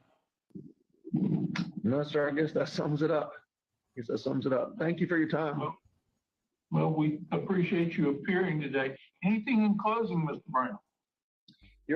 Just that it's been 20 years again, and my clients, the change in his life is it was brought on not by the state, it's by his own self doing. And I think it's night and day from the 90s to now of what he's done, what he's accomplished, not for himself and his family, but also for the community as a whole in the state of South Carolina. And I think that that warrants the restoration of civil liberties. He knows that the charge won't be removed from his record, but it's the forgiveness based on the life that he's lived, the exemplary life he's lived, and the goals and rewards that he sought for not only himself, his family, and the rest of South Carolina. You got Mark coming? Somebody called him. Hey, coffee. Steph's case file. Shout out to her. When we're out there protesting, there's somebody saying, I believe it's Steph Case Files, always shouting us out there for being at the protest. So shout out. I believe it's her, Steph Case Files. Shout out to all the creators out there that are bringing awareness to Micah's case and everything that they do, because it is a collective effort, and we sure as hell can't take on a giant by ourselves, right? All right, so let's get into... You guys want to watch a video, or you want me to read some more articles? Let me know. What do you guys want? Let's flip back to this while we, you guys tell me. Should we watch a video or read some more articles? This is just going to be a part 1, y'all. We're going to be doing part 2 tomorrow. There's just too much. There's just too much to go through, so I'll let you guys decide. Maybe we'll do that for the next couple parts here too. I'll just kind of let you guys decide. Type 1 in chat if you would like to watch a video. Type 2 in chat if you want me to read some more articles. We're going to be switching to Reginald Wayne Miller topic next. We can either watch something or we could either go through some articles. Let me know. Type 1 in chat. Here, let me type this here. 1 in chat for video, and then 2 in chat for article. So let's see. It looks more like 2. We'll just wait a minute and let this kind of play out. I'll take me a couple more sips of coffee. Ooh, I'm seeing more 1s now. Christy, Agatha May was going to be one of the videos. Agatha May was going to be one of the videos. I do have a couple of them we were going to check out. We're going to be talking about Reggie. We're going to talk about Reggie now.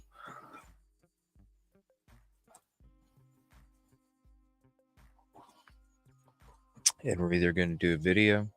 I don't care. And who he paid to do. Oh, yeah. Yeah, we seen that. We went through those, I think, yesterday, Melanie, right? Did we go through those yesterday? Or not yesterday, the day before? I was out doing some work yesterday and having some conversations. I want to say shout out. And I want to say thank you for your comfort. You know who you are. Appreciate you guys. Flip a coin. I don't know. I enjoy. Let me see. It looks like it's 50-50. Hold on. Let me see how long this video is.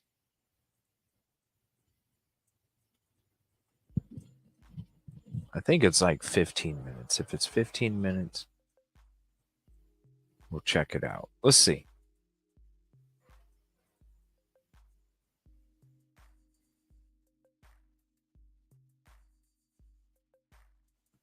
Yeah, you guys were. I mean, hell, I think it was a week ago we were checking out the episode, and I couldn't really check it out because we were on the road. Shout out Rosie, thank her for all her help while we're doing these on the road. I think it was D Watts. Wait, excuse me. Yeah, let's watch a couple videos. Okay, hold on. Because we'll probably be talking Reginald for the next hour. Okay? We'll be talking Reggie for the next hour and 10 minutes. I do want to play a couple clips, so we're going to check out. What we're going to do is we're going to go through this little clip, then we're going to go through about an 8-minute vid. I'm going to read you the article, then we're going to watch the Agatha May video with that topic. All of them. Reginald Wayne Miller, Poppy, Tiffany, Poppy. Yeah, we'll check that out. I want to play these small ones though first. So this is the channel TM, and let me click on it real quick.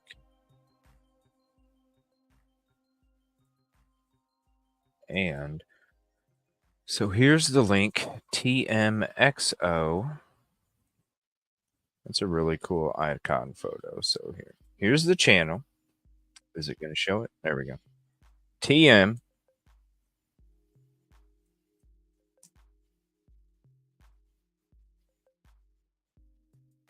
All right. TM XO. Did a video, and this is JP Miller speaks to his father, doctor. And remember, we've heard where he came up with he got an honorary doctorate, left off the honorary part, and called himself a doctor. So JP Miller speaks to his father, Dr. Reginald Wayne Miller, in the audience at Solid Rock Church.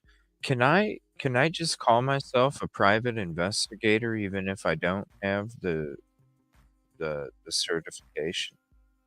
I mean, right? Can I do that? No, fuck that. Come on. He's not a doctor. I think we know more than our parents. Mark Twain said, "When I was 14 years old, my father was so dumb, I could hardly stand to be around him. But when I got to be 21 years old, I was amazed at how much the man had learned."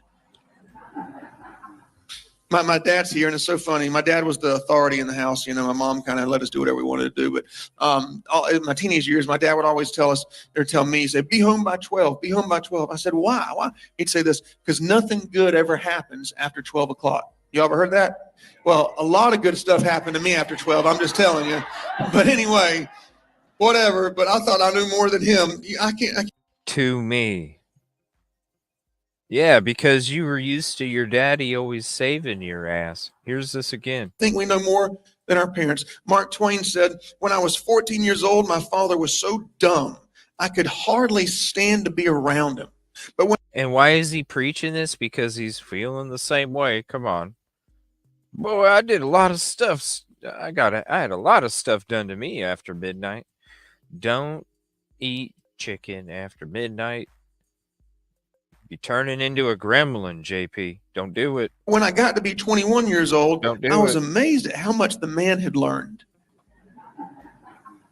My dad's here, and it's so funny. My dad was the authority in the house. You know, my mom kind of let us do whatever we wanted to do. But in my teenage years, my dad would always tell me, he'd say, "Be home by 12, be home by 12. I said, "Why? Why?" He'd say this, "Because nothing good ever happens after 12 o'clock. You ever heard that? For 50 well, bucks? A lot of good stuff happened to me after 12. I'm just telling you. But anyway, whatever. But I thought I knew more than him. I can't tell you how many times I remember with my 5 kids, I've told my teenage boys when they were 16, 17, I said, "Y'all need to be home by 12 o'clock. They said, "Why?" I said, "I don't know, but I do know nothing good ever happens after 12 o'clock. You just need to get your butt home at 12. I don't know. You just need to get your butt home. You were covering for their ass too, man. That's just how it works. Come on. Well, you know, it's funny. Jesus was the only teenager who actually knew more than his parents, yet he submitted to them. That we actually found a teenager who actually knew more than his parents, but he still chose to submit. Do you know history tells us the first thing that Hitler did when he wanted to change a nation into the most evil nation on earth was he first went to the teenagers and taught them, if you disagree with your parents, you don't have to obey. That's the first thing Hitler did. He went to young men and young women. He said, listen, if you disagree, and then he started telling them this, if your parents disagree with Nazism, turn them in. What the hell is he talking about in church? The first thing he did, the clearest, most audible voice of God. You know what? Everybody had to be sitting in that fucking in that church going, what?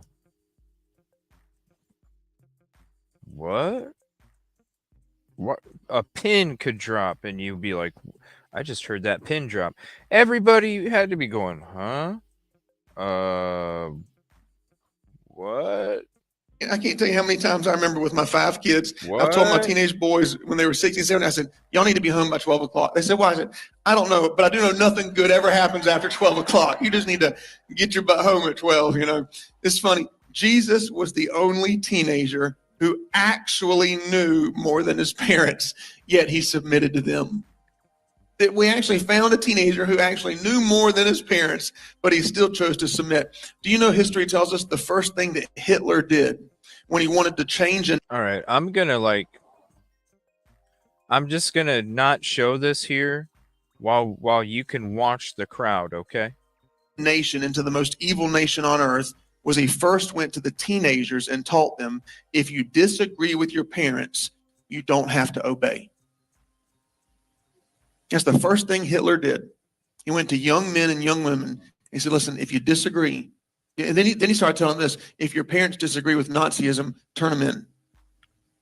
The first thing he did, the clearest, most audible voice of God for everyone under 18 years old is your parents. If you want to know what God wants you to do with your life, go to your mom and dad. They may not verbalize it the exact same way God would or use the same words, but the gist of it is that's the authority God's put in your life. Okay. All right. I wanted to think we know more than our parents. Mark Twain said, when I was that was okay, bro. All right, we're gonna check out this channel now. This is DY. Today's topic is a heavy one, but whoa. Oh, I'm not subscribed. Let's go ahead and subscribe. Hit the bell. There we go for all notifications. Here's this channel. We're gonna check out this little 8-minute video, and then I'm gonna read you these documents. There's some more documents we're gonna check out here. Let me shrink this up here. Let's go about right there. Get that highlighted. All right, let's check this video out here real quick. Unraveling the troubled past, she says. Dear MicaMiller, I'm sorry that you married into this family, filled with lies, deception, and depravity. I heard of this tragedy and wonder if you knew the pain and heartache that you would go through. At the end of the day, your husband is what they call a narcissist. And now the world knows, and we will be your activists. Meet the Millers. Reginald Wayne Miller, who is the father of J.P. Miller, who is the founder of Cathedral Bible College, also has his issues, if you will. At the end of this video, you will get more insight into why J.P. Miller is the way he is. The story goes back as far as the 70s when Miller Sr. started the Glory Bible College in Florence and was pastor at the Tabernacle United Methodist Church near Pamplico. After being in this location for 2 years, he founded his church called Florence Tabernacle. He started to gain popularity. So in 1979, which would make Reginald a 30-year-old man, who was said to have looks, charm, and ambition, according to a reporter who covered a story on this rising star, he got married to his then-wife, Susan, who later filed for divorce in 2007. Her reasons for filing for divorce was that he was so engrossed in the church and religion. Susan also stated that her world was slowly crumbling because, as is tradition in this family, scandal arose. Reginald Wayne Miller was accused of making sexual advances toward the husbands of 2 women who attended their Bible college. In the 80s, a TV station in Florence broadcasted a 5-part news report with the students of the college where their faces were blurred out as well as their voices being disguised, and they retold their stories of his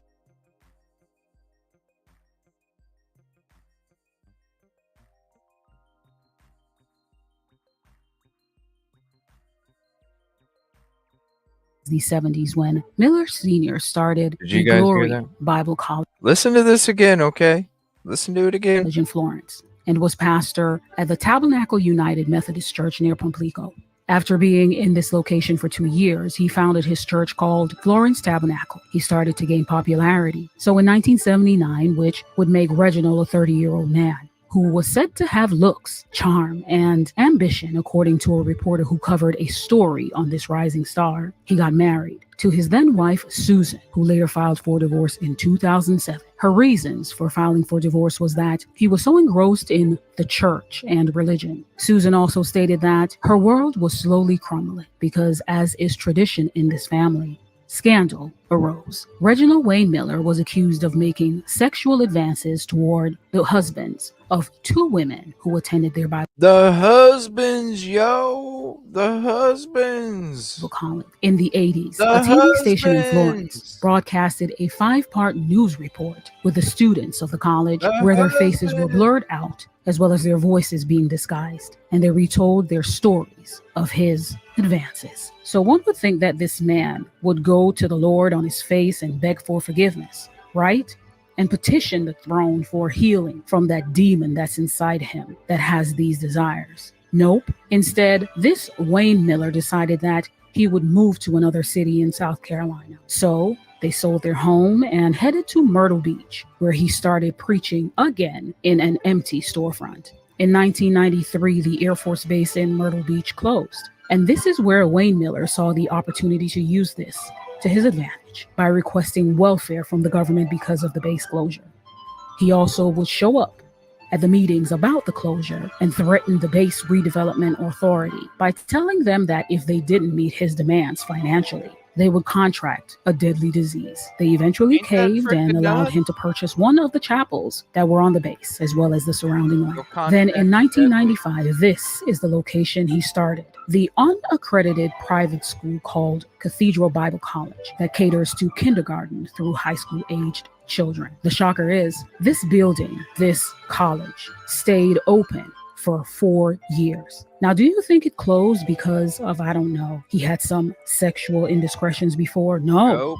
What led to him and his family skipping town was in 2006. The pastor was charged with lewdness and prostitution because he exposed Charged with lewdness and prostitution, you guys? himself to an undercover male police officer in a Oh, bathhouse at the Myrtle Beach State Park. They love parks, don't This they? is a preacher. Of course, because it's Myrtle Beach, South This is a Carolina. frickin- He got enrolled And listen, and this is why I'm saying when you look at the shit that JP is being accused of, because trust me, we may not get into it tonight, but part 2, we'll probably be getting into Allison's stuff she was writing in her court documents. We'll be getting there. Part 2, part 3. When you hear the stuff that she was claiming about JP and you go, it's like I told you guys, monsters don't just happen overnight. They get fed the food to become and grow into monsters.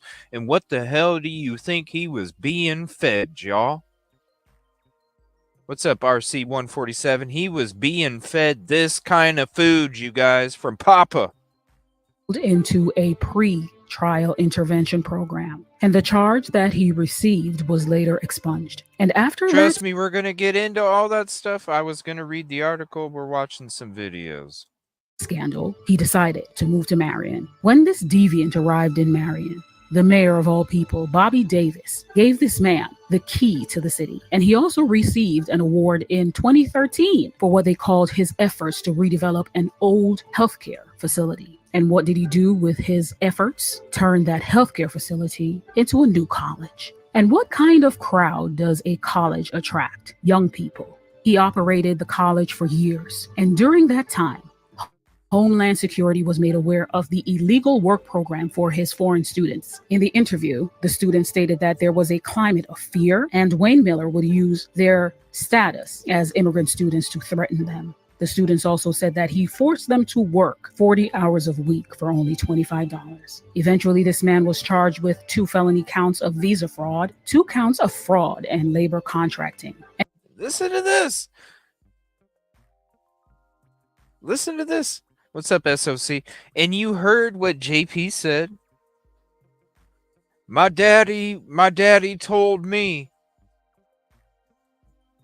get as many people to work for you and not pay them nothing. That's what my daddy told me. Get as many people to work for you and not pay them anything. And then this pastor, in his statements to the FBI, provided false information and false documents. This man lied and said that nothing we're saying was true. But eventually, he saw the light, pled guilty to willful failure to pay minimum wage, which is a misdemeanor that only carried a 6-month sentence. But before pleading guilty, his bond was set at $250,000, and the terms of his bond were, listen closely, that he could not be on a college campus or communicate with any current or foreign students. So you may be wondering, where did he go next? Well, of all places, he ended up in Pakistan. And let's just say his missionary work. And it gets worse, you guys. It gets worse because when he goes over there, he doesn't have the United States people checking him out that much. It gets worse. In Pakistan has the most outlandish accusations. It gets Ones worse. that are so egregious, I can't say it here on this channel. If you're This is crazy. It is crazy. The shit that he, oh my gosh. I'm telling you. interested, I've linked the video below where a man from Pakistan who knows him and has information about all his dealings with the young men in that country has called him out recently. The video is not in English, but if you read the description box of the video, it translates what's being said. I wanted to add that Wayne Miller is also accused of being an arsonist. You heard me right. He is suspected of burning down 2 churches. In 1980, the 39-year-old church, Tabernacle Baptist Church, was partially destroyed by fire. Then in 1999, the Tabernacle Baptist Church and Gloryland Bible Church were also destroyed by fire. As if this is not interesting enough, the headquarters, located in Marion, South Carolina, that's now closed, that location is only 38 minutes from Lumber River Park. Yes, that Lumber River Park, the park where MicaMiller died. Think about that. As far as JP's mother, the jury is still out. He is suspected of burning down 2 churches. In 1980, the 39-year-old church, Tabernacle Baptist Church, was partially destroyed by fire. Then in 1999, the Tabernacle Baptist Church and Gloryland Bible Church were also destroyed by fire. As if this is not interesting enough, the headquarters, located in Marion, South Carolina, that's now closed, that location is only 38 minutes from Lumber River Park. Yes, that Lumber River Park, the park where MicaMiller died. Think about that. As far as JP's mother, the jury is still out because the first ex-wife of Wayne Miller, according to the math, she isn't his mother. And the website that would give you information about this Bible college has now gone offline, just like JP's church. And as you can see here, Wayne Miller's Facebook page has been wiped clean. And what remains is that according to him, Reginald Wayne Miller, he'll continue to preach until he's dead.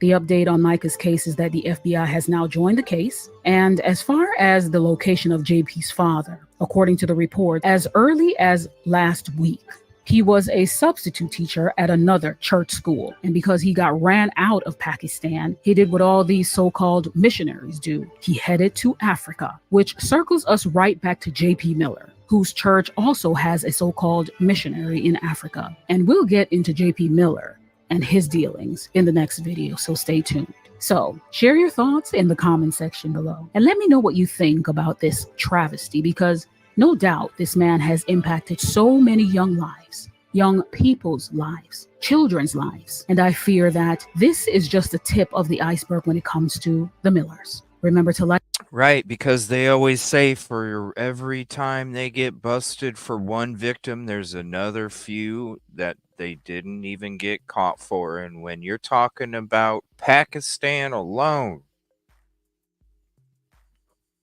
the language barriers and all that stuff, and come on, it probably had to be a haven for him over there.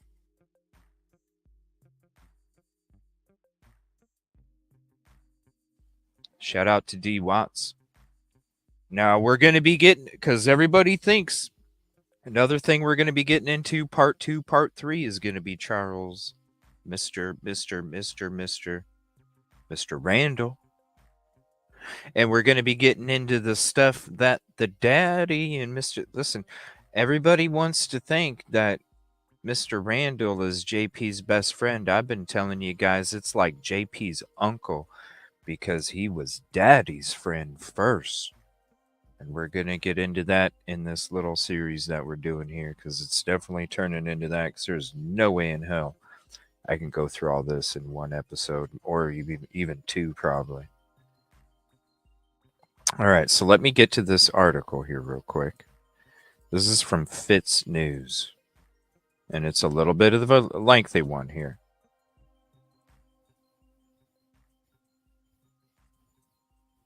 All right, let me flip this around. All right, we're going to check out this article.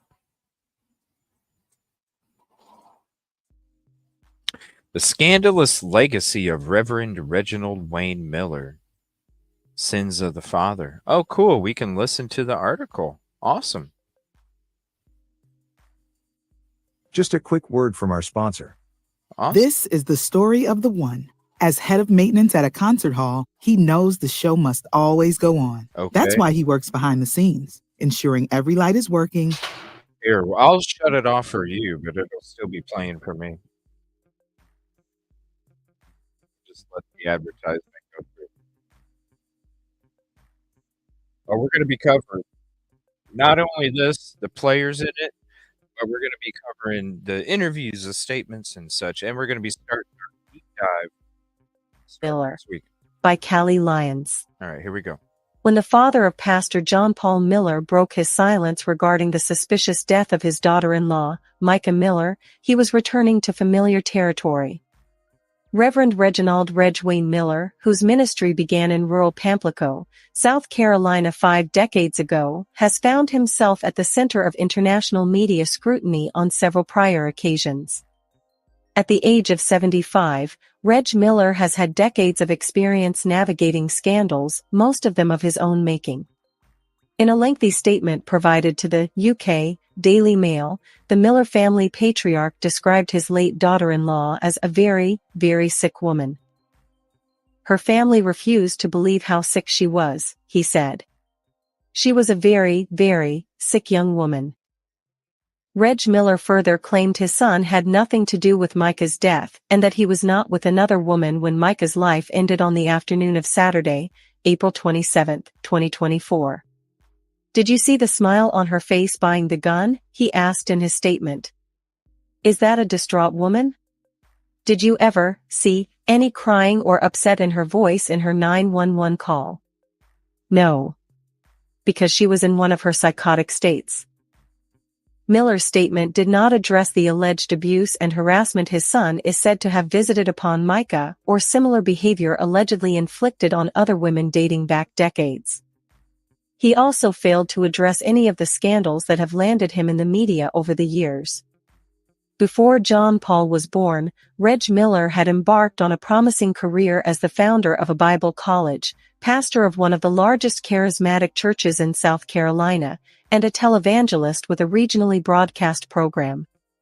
The year John Paul was born, his father, who was 30 at the time, was described by a reporter as having the looks, the charm and, heaven knows, the ambition to become a leading figure in the charismatic movement. In the years that followed, though, Reg Miller's rising star was dimmed by a series of reported improprieties and a bathhouse arrest that prompted him to relocate and alter his course twice.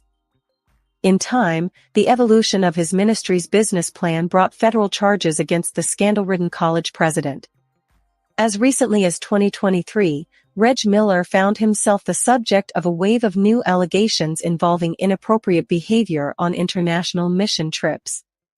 FITS News has scoured court and public records, newspaper archives, and other sources for details on the storied career of this charismatic preacher man.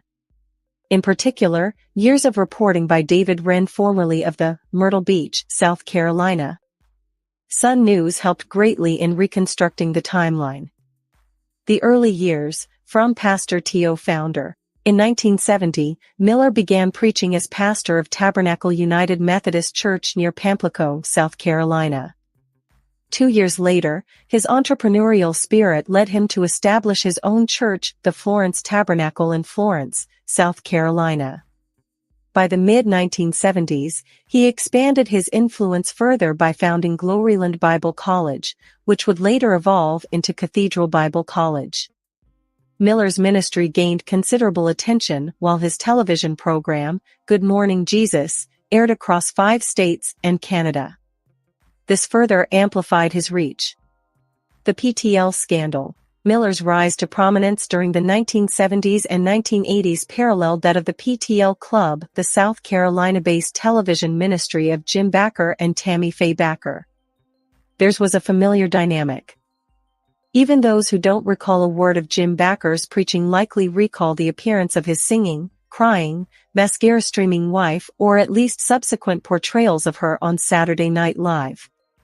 PTL's fall from grace occurred in 1987 amidst financial scandals and sex scandals.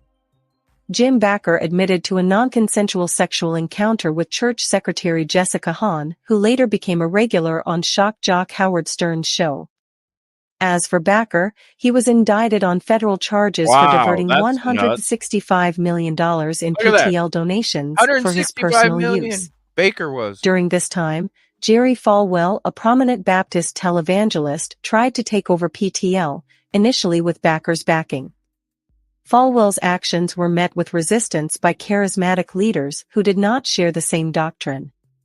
Charismatic churches celebrate what they call the gifts of the Holy Spirit, speaking in tongues, prophecy, and faith healing, but fundamentalists like Falwell, the self-appointed leader of the moral majority, do not.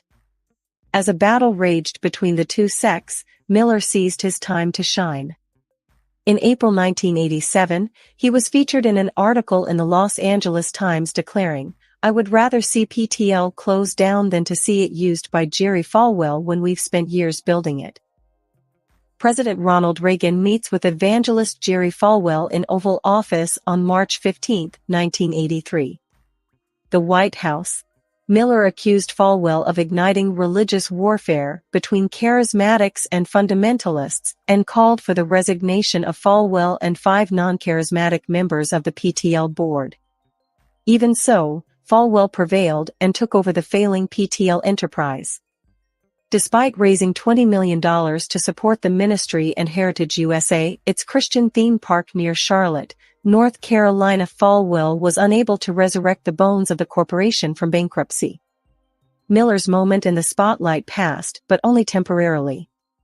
In the late 1980s, a Florence television station devoted a 5-part investigative report detailing Miller's own personal scandal.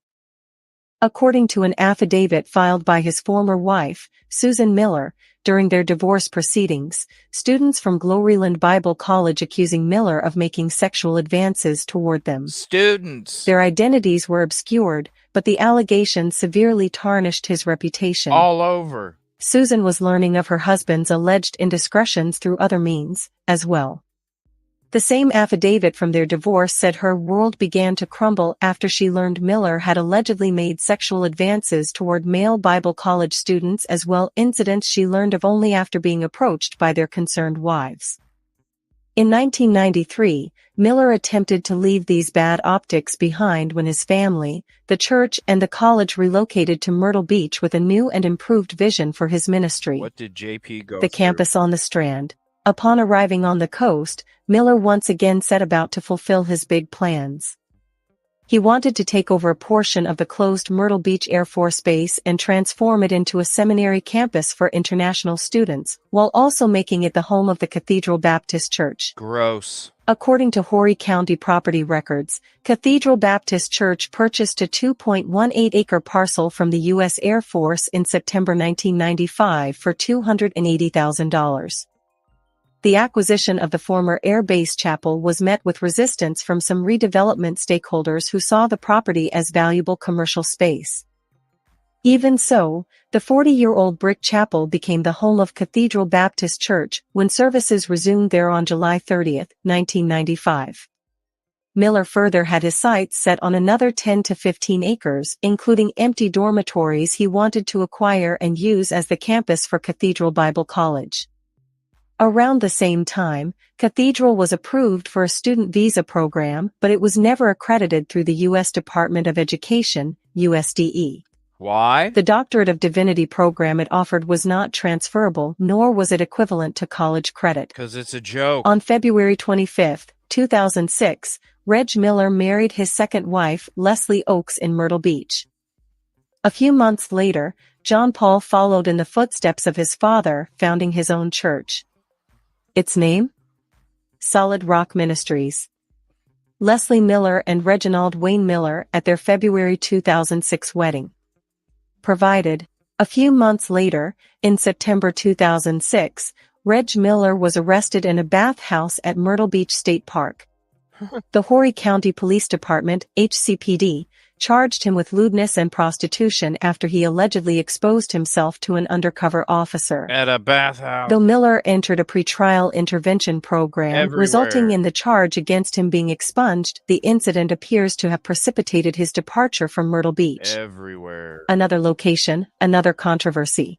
Following his arrest, Miller relocated to Marion, South Carolina, bringing Cathedral Bible College with him. However, his troubles were far from over.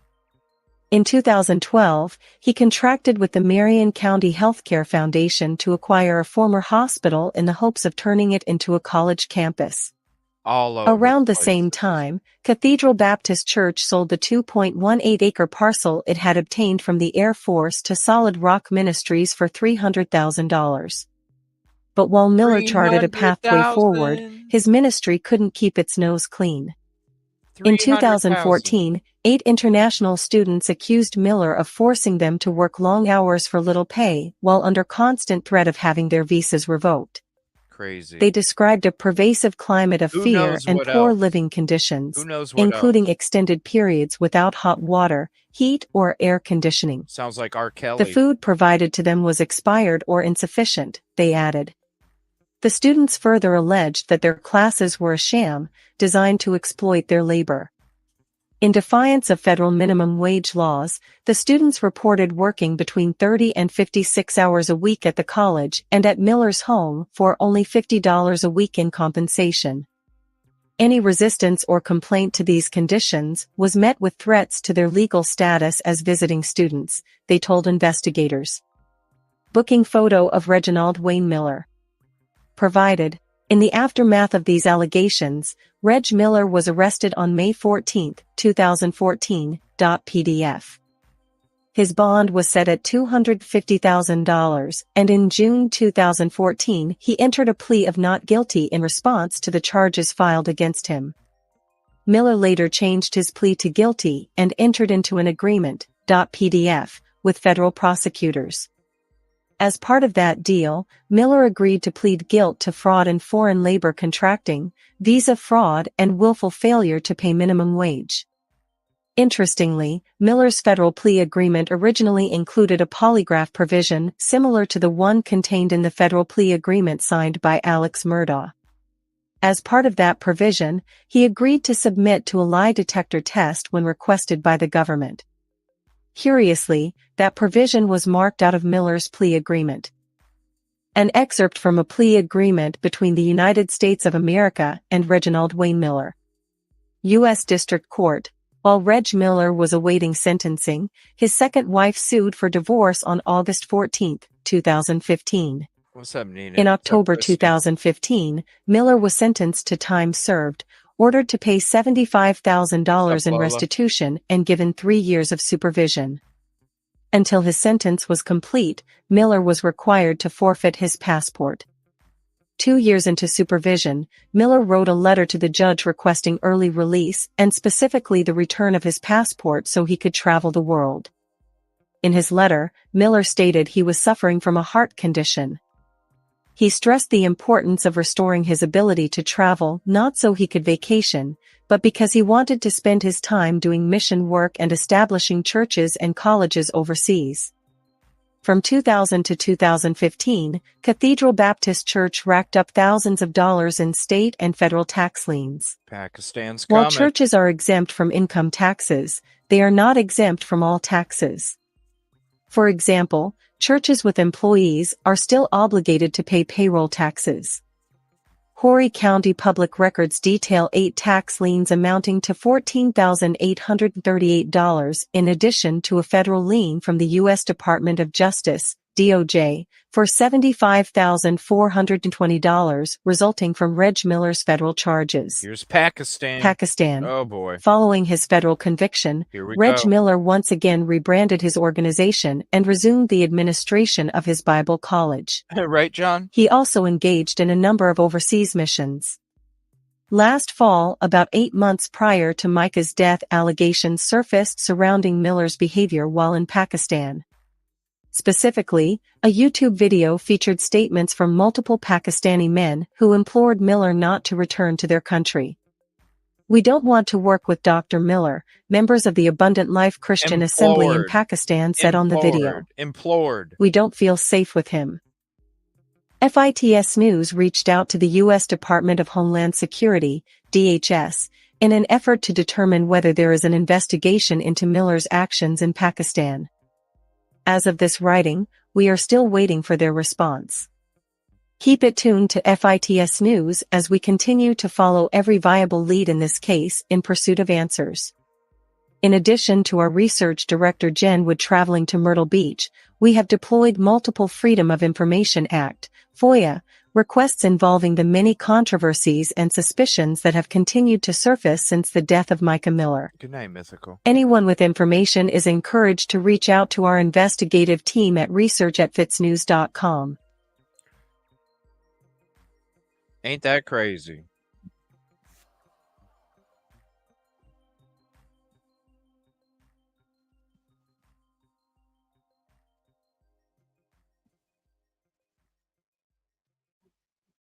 All right. Sorry, I had to mute the audio there. Ain't that some the people from Pakistan implored that he does not get an opportunity to return. They didn't feel safe. You hear all the shit that he was doing here in the United States. You know damn well it was worse over there. And then what's even worse is, like I said, monsters don't just get made overnight. They are fed a certain diet. And the diet that JP got was the diet from his dad. It's disgusting. All right, we're going to switch to another video here. And you guys wanted to watch Check My Church, Agatha May. We're going to check out some different ones here. This one is going to be from Agatha. Where did it go? Hold on one second. Like it disappeared. There it is. All right. Agatha May Detective Agency. Just ran across this channel a few days ago.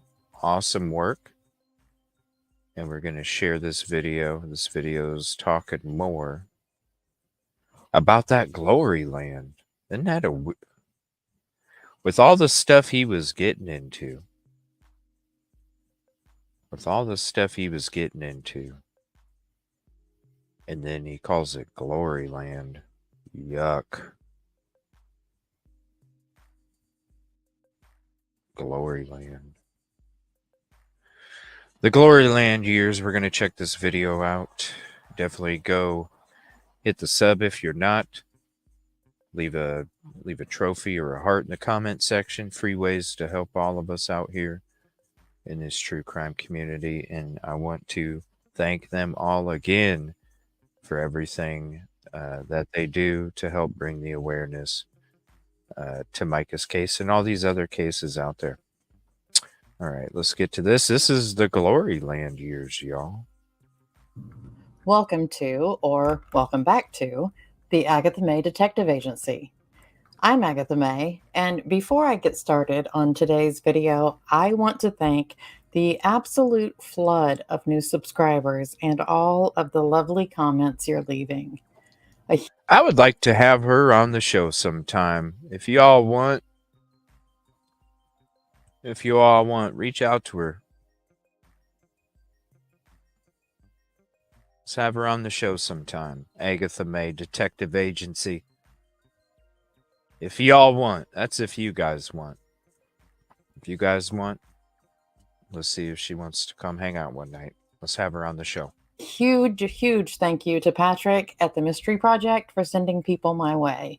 It really means so much to me that you guys are engaging on the videos and leaving comments and saying such nice things. Like, seriously, I'm the client. Talk amongst yourselves. Now, I am planning on doing regular videos to answer the questions and respond to some of the comments. Talk amongst yourselves. I'm not ignoring you. I promise. I read every comment that is left. And you guys really are just, you're awesome. That's awesome. Well, all except for one of you, and you know who you are. Uh-oh. So today's episode is The Great Evangelist That Never Was, the Gloryland Years. Oh boy, here we go. Reginald Wayne Miller was born on September 2nd, 1948, to Reg Kinley and Inez Cusack Miller. I think he prefers to go by Wayne, so I'm going to call him Reggie. Reggie grew up on a farm in Hemingway, South Carolina. Hemingway is a small town in Williamsburg County. In 2022, the population was 421. During Reggie's school days, though, the population was a booming 800 to 950 people. From a young age, Reggie played the piano and played in recitals. He became quite the accomplished pianist and still plays the piano today. Now, believe it or not, Reggie graduated from Hemingway High School at the age of 16. And then he attended Baptist College in Charleston and graduated with a Bachelor of Arts in Music in 1969. The Florence Morning News published an article about Reggie on September 14th of 1969. He had played the piano for the local music lovers club. From the article, quote, "The guest was graduated from Hemingway High School and entered Baptist College at the age of 16. The article also states that in 1969 he traveled and studied in Europe. After Reggie came home from Europe, he taught private piano lessons and was a music teacher in the Hemingway area school system. In 1970, he decided he needed to become a preacher man. So he began preaching at Tabernacle United Methodist Church in Pamplico, South Carolina. Now, the 70s were a time when there was a huge rise in celebrity evangelism. And it was the time of Jim Bakker and Jerry Falwell, Oral Roberts, Pat Robertson, Jimmy Swaggart, and Billy Graham. However, the majority of them lost their empires due to infidelity. I think Reggie desperately wanted to be a well-known evangelist. He had big plans. Unfortunately, the only part of being a celebrity evangelist that he got right was the infidelity bit. Right. They all got huge appetites, right? For that fame, that fortune. Private piano lessons.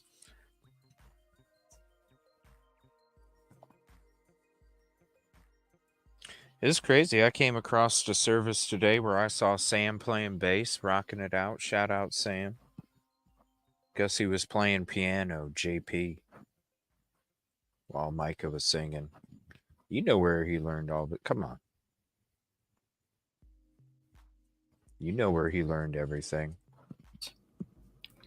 On September 27th of 1972, Wayne posted an advertisement in the Florence Morning News announcing that he would apply to the Secretary of State for the Eleemosynary Corporation under the name of Florence Tabernacle. Now, eleemosynary is just a fancy word for dependent on charity. According to the announcement, the purpose of Florence Tabernacle was for, quote, the proclamation of the full gospel of Jesus Christ, salvation, deliverance, and divine healing, end quote. Reg was also still teaching private piano lessons. In 1974, Reggie became engaged and married his first wife, Susan Fleming. 1977 was a very big year for Reggie. He had expanded Florence Tabernacle to include a television program named Good Morning Jesus, and it's starring himself, of course. The church also operated a Bible Institute and a bookstore. Reggie held a telethon that year to raise money for Good Morning Jesus and pulled in $200,000, which was a record for the television station. Now that is over $1 million in today's money. Good morning, Jesus. By the fall of 1977, he had announced that Gloryland Bible College was in the works. Now, can there be a more Southern evangelical sounding name than Gloryland? However, it also sounds like it could be an amusement park where all the rides send you to the great beyond. Ugh, it's gross. In 1978, It's gross. Reggie took out a full-page ad in the Florence Morning News celebrating the 6th anniversary of Florence Tabernacle and sharing his plans for the future of Gloryland.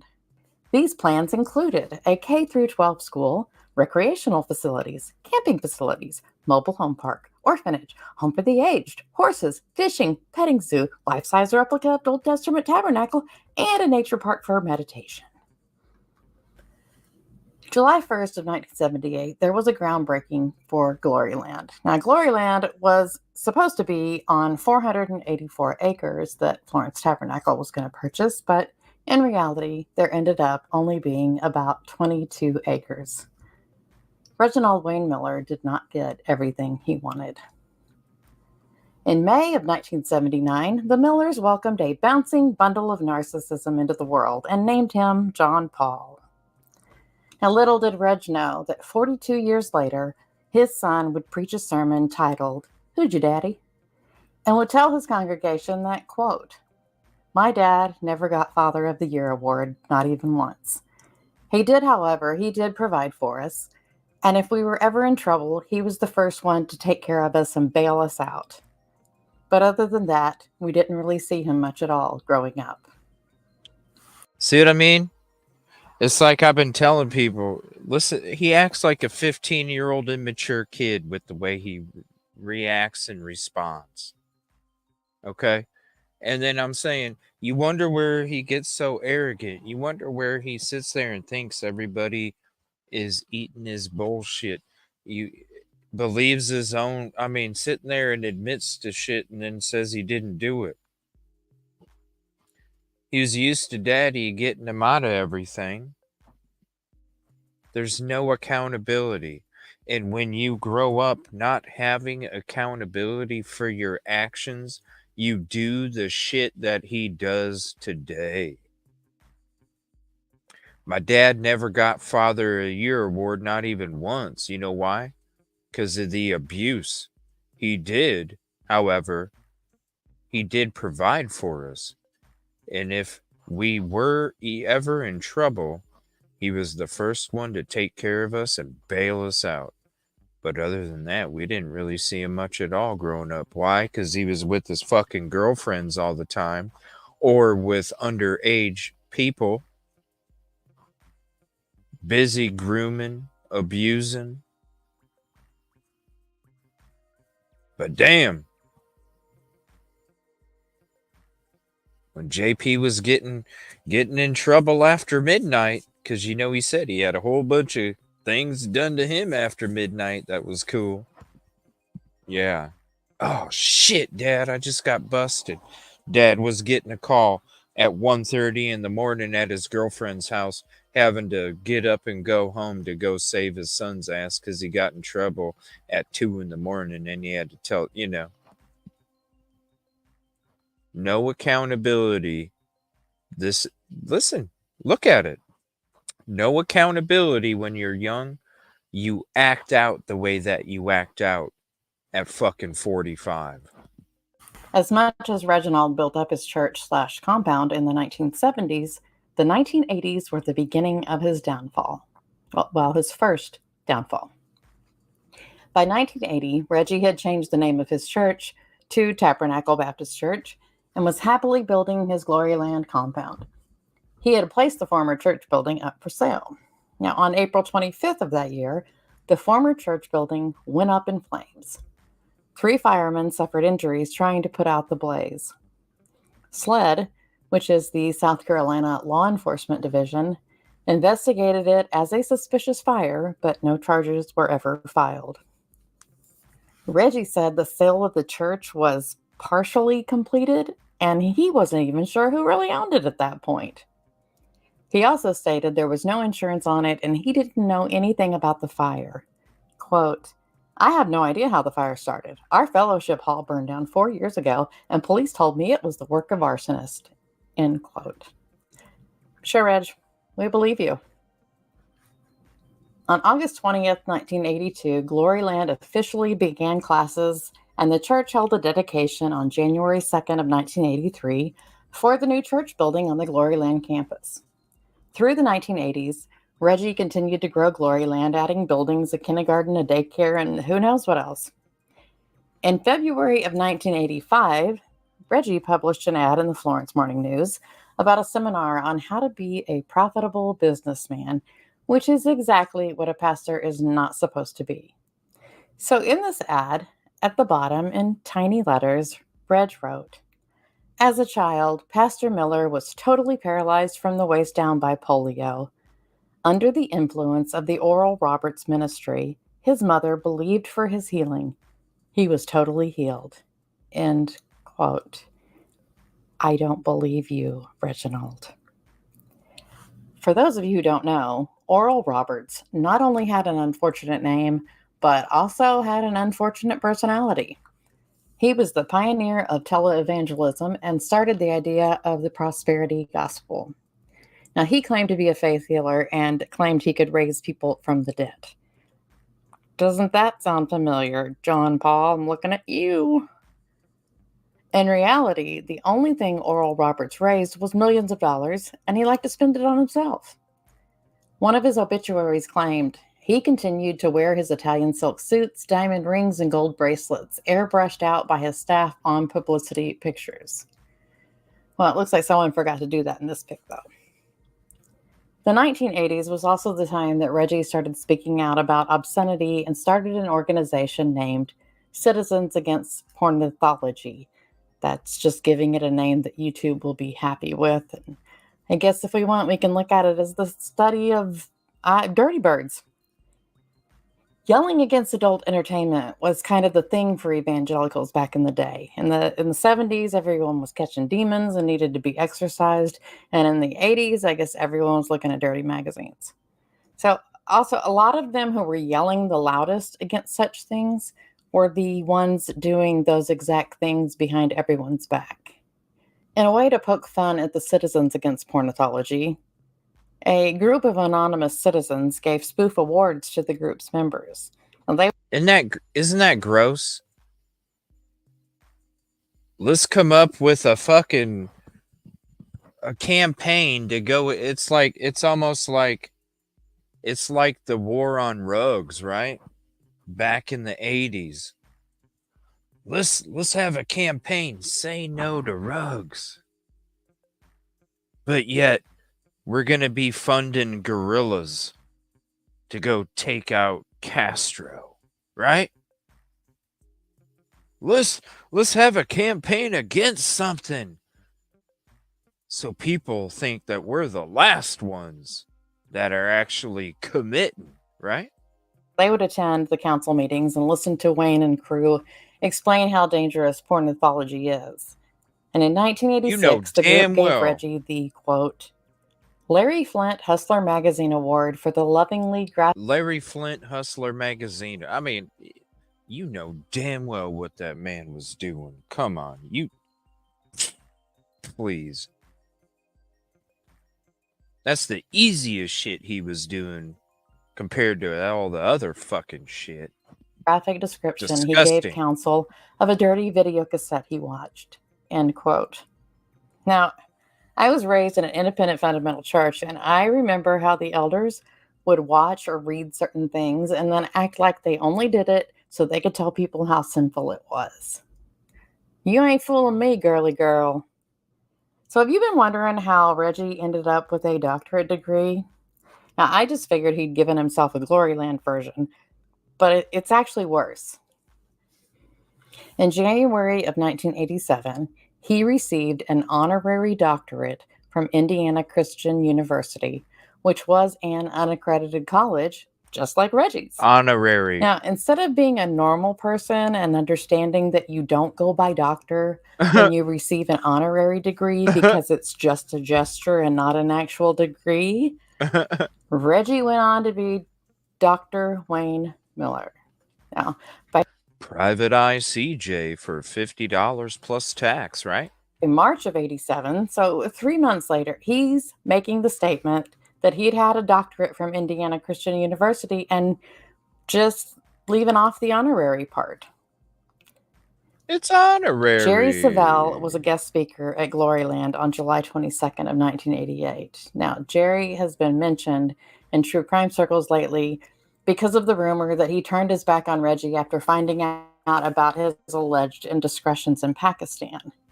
Jerry Savelle died less than 2 weeks before Micah. His cause of death hasn't been released. Now, I didn't realize he went back this far with Reggie. And in knowing that, like, how did he Guess who else does? Mr. Randall. not know who Mac Daddy Miller really was before recently?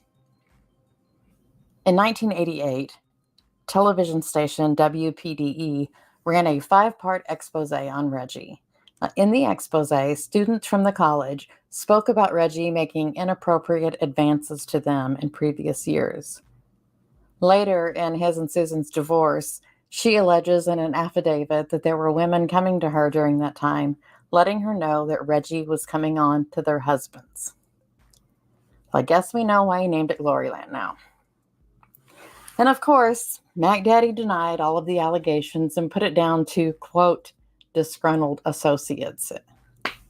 Yeah, well, maybe they were disgruntled because they didn't want you to come on to him, Reggie. He also accused the television station of only running the expose because it was the first day of a new ratings period. Well, that's just smart business, Reg, and you should know that from the seminar you taught. Now, Reggie sued the television station, but in May of 1989, he withdrew the lawsuit. According to Reg's attorney, it was only dropped because Mac Daddy didn't want to put his family through additional financial and emotional strain. Sure, Reg. Sure. By the end of the 1980s, Reggie had Gloryland Bible colleges in Bermuda and Jamaica. I think this is how he started his quote-unquote mission work. Gross. In 1990, Donna Douglas, who played Ellie Mae Clampett on the Beverly Hillbillies, made a guest appearance at Gloryland. Wow. But not even Ellie Mae could repair the damage that was done by Reginald. Wow. On March 28th of 1993, the last advertisement for services at Gloryland ran in the newspaper. Reginald Wayne Miller left Florence in disgrace and headed to Myrtle Beach for a new incarnation. As far as I know, Reginald Miller is not under any current investigation, nor is he a subject of interest in any ongoing investigation. He is innocent until proven guilty. But even if someone does prove him guilty, he'll probably just deny it. I'll have part 2 of the Great Evangelist. And we'll check that out in a later episode as we get into different parts of this little mini series that we're going to do. Now, I'm going to play you a real video here. This is when I was at the protest. This is in regards to the 2 fires. It was when I was at the protest and this lady came up to me and she started telling me a whole bunch of stuff. She said, CJ, I just posted, I bet someone lured her, and this is what somebody dropped in the comment section after. And this was crazy. I was like, what? Says yes, our family is from Florence, South Carolina, where the Millers started their churches. Ironically, our estate cases involving missing millions got moved to the same probate court Micah's estate is in now. So these people. Yeah. This is back from Send that to 1971. my This is crazy. my I phone will. email. You got my number? Yeah. Okay. We had friends who lost money to the Miller family, allegedly almost $700,000. Yeah, people need to see that. When the Millers, I believe Micah is Yes. not here because she was getting ready to these expose the people, church. it might be the Millers on this too, though, because it goes on to say when we started, all right, when the Millers would go to sell a church in Florence, it would suspiciously just burn down. We have so many stories we could share. I posted that on my I TikTok. did too. I posted the whole video about that. When we started exposing fraudulent asset transfers in my family's case, my wife was stalked, harassed, threatened, tires slashed, home broken into, computer devices hacked, followed everywhere, and the list goes on and on. But the there was corruption runs There's deep. two churches there's burned two down. churches. Yeah. The Bible College and the church, the first church. Yep. And he probably lit them on fire. Oh, he did, because they were suspiciously. Yeah, because the buildings were run down. And he was paying. The church that he sold, JP, the officials. the church he sold, that old chapel. Right. I mean, it needed thousands of dollars worth of work. Right.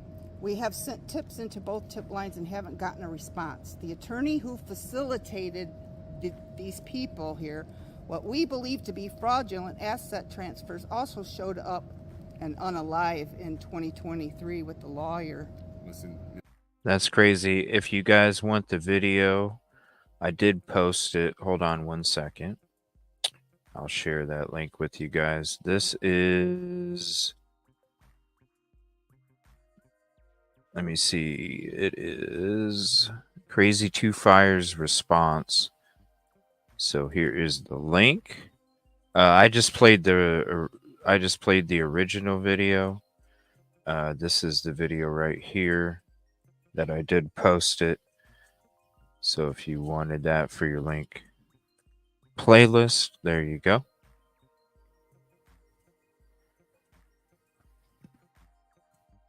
All right, hold on 1 second. Now, I did want to share this. I came across this show earlier, and we're gonna check this show out. It was Gavin Fish had a show earlier, and he has this website. So here's the link for it. gavinfish.com/cases/MicaMiller.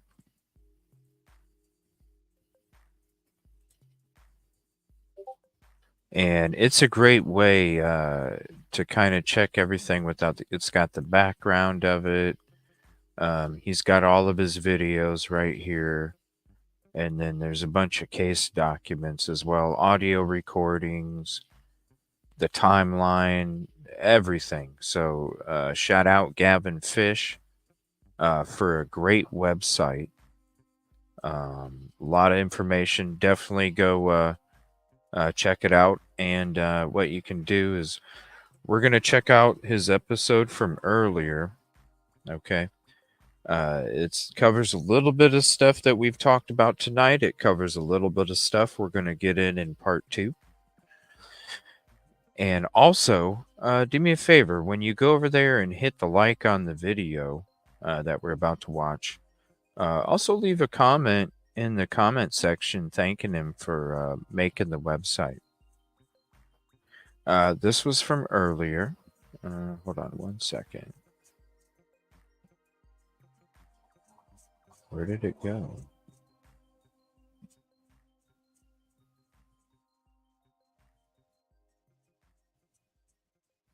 Hold on 1 second.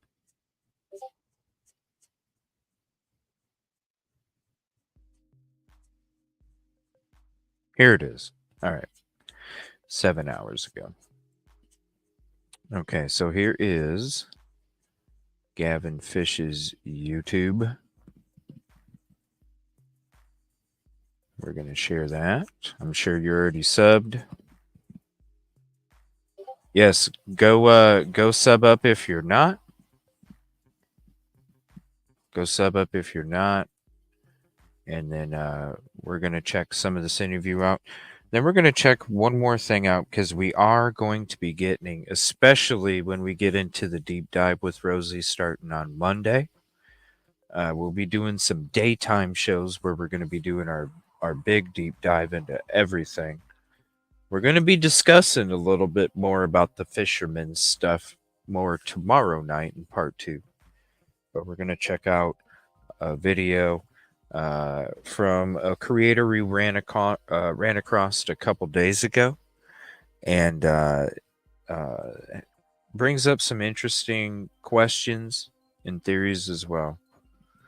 And it has to do with the whole fisherman stuff. Now, we've talked about the fisherman stuff for a long time, ever since the beginning. Showed you footage, the kayak. I don't know. You just pull up and you put the bag in your boat, and the whole thing just. You come out with a video or an interview a few days after that, and you're like, I didn't do nothing wrong. Okay, dude. Well, I mean, we're not saying you took part in the crime, but damn, man, your story don't make no damn sense. So we'll be checking that out here shortly. All right, so let me play this video. This is from earlier, and he goes into a couple things. Like I said, we went into tonight. We're going to be going into tomorrow night. A lot more stuff. I'm thinking it's going to be 3 parts. Tonight, tomorrow night, and Sunday.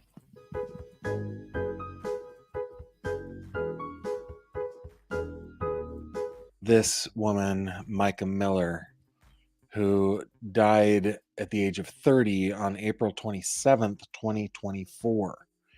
Just as a backgrounder here, Micah was the estranged and soon-to-be divorced wife of this man. I won't be playing the whole thing. I'll be skipping through different parts.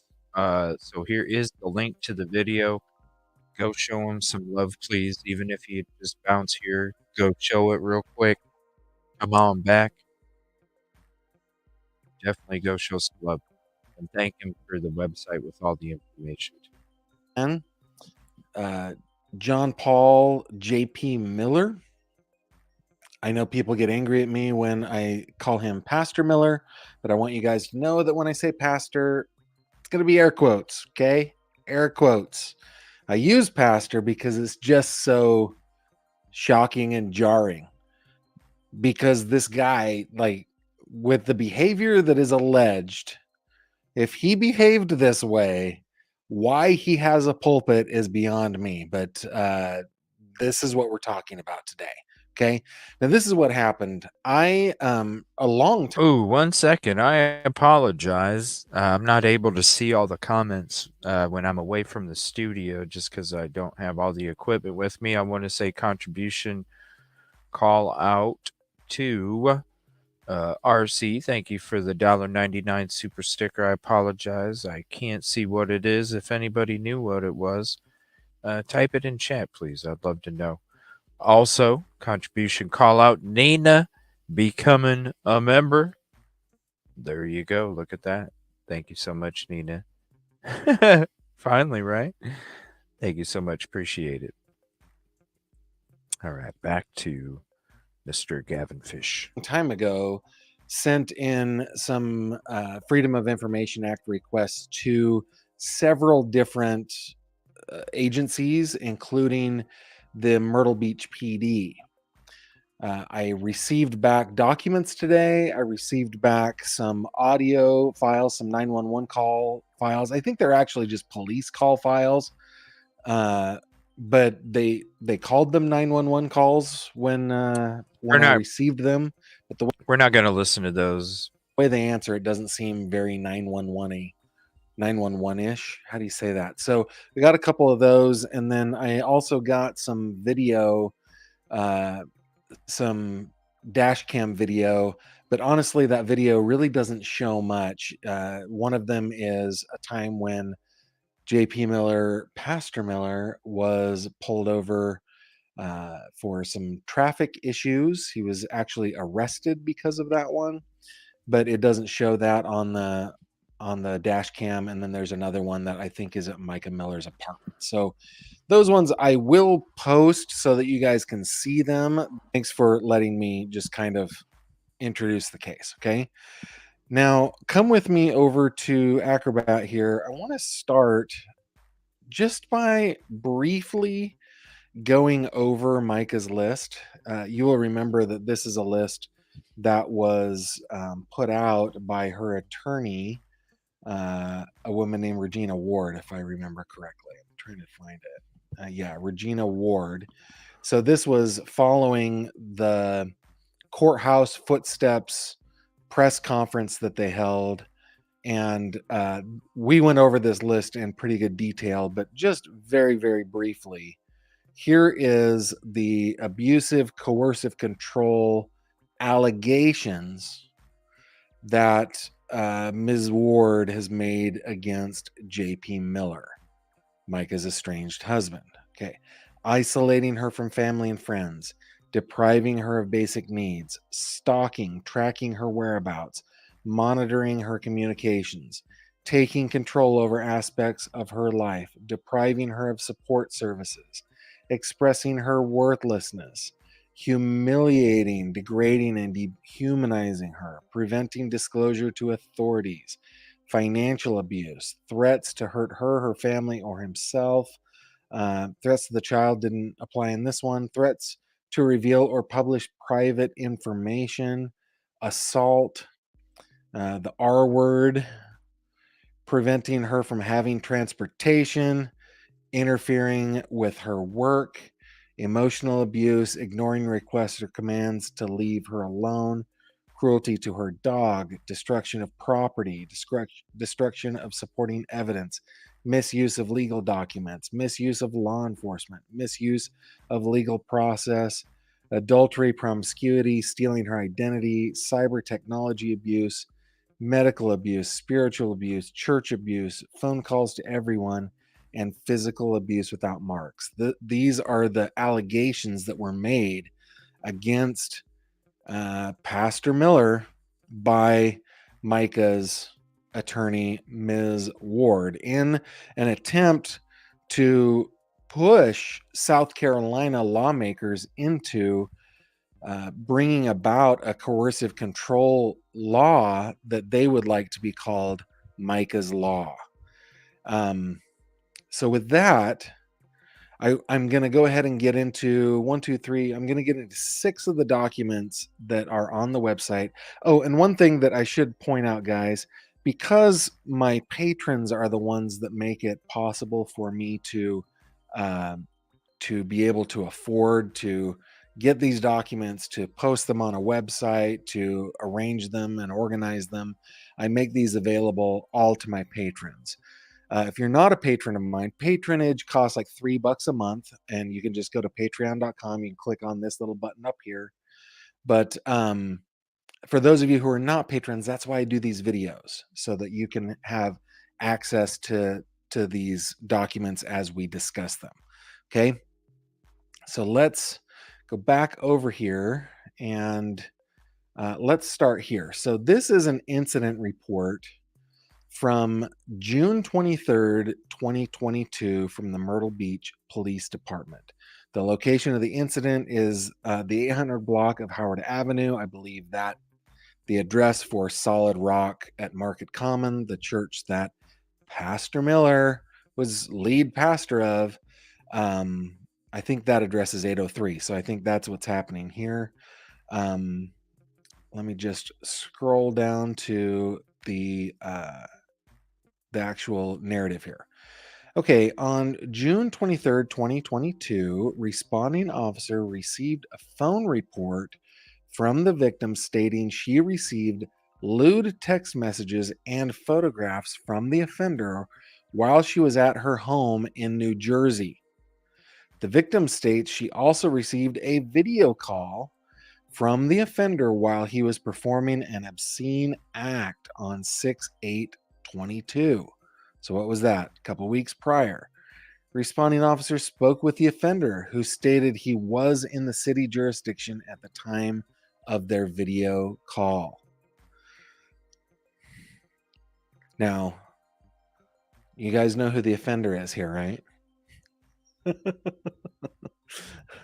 mean, it doesn't say specifically, but my suspicion is that the offender here is none other than Pastor J.P. Miller, which reminds me, let me go back over to my documents here real quick. I think I accidentally closed one that I want to show you guys. So that was 622. No, 623. Let me just. Yes, let me open this one too. Let me show you guys this one.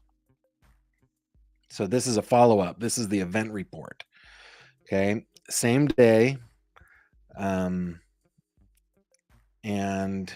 the event is obscenity or public nudity. It's a phone report.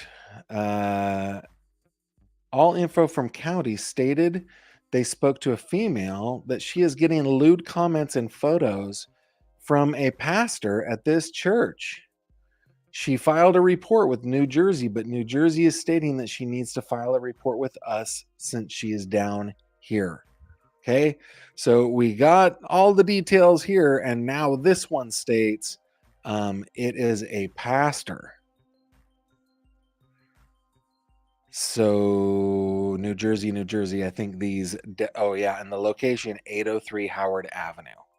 Okay, so when we go back to Micah's list, right, does this fit in with anything on Micah's list? I would submit to you that it does, that J.P. Miller, while occupying the role of lead pastor. Now, I don't know that this was J.P. Miller, but I mean, yeah, the name's been redacted. We've seen the reports, the redactions, but come on. We've seen some of the other reports, like hell when she was standing outside of the courthouse.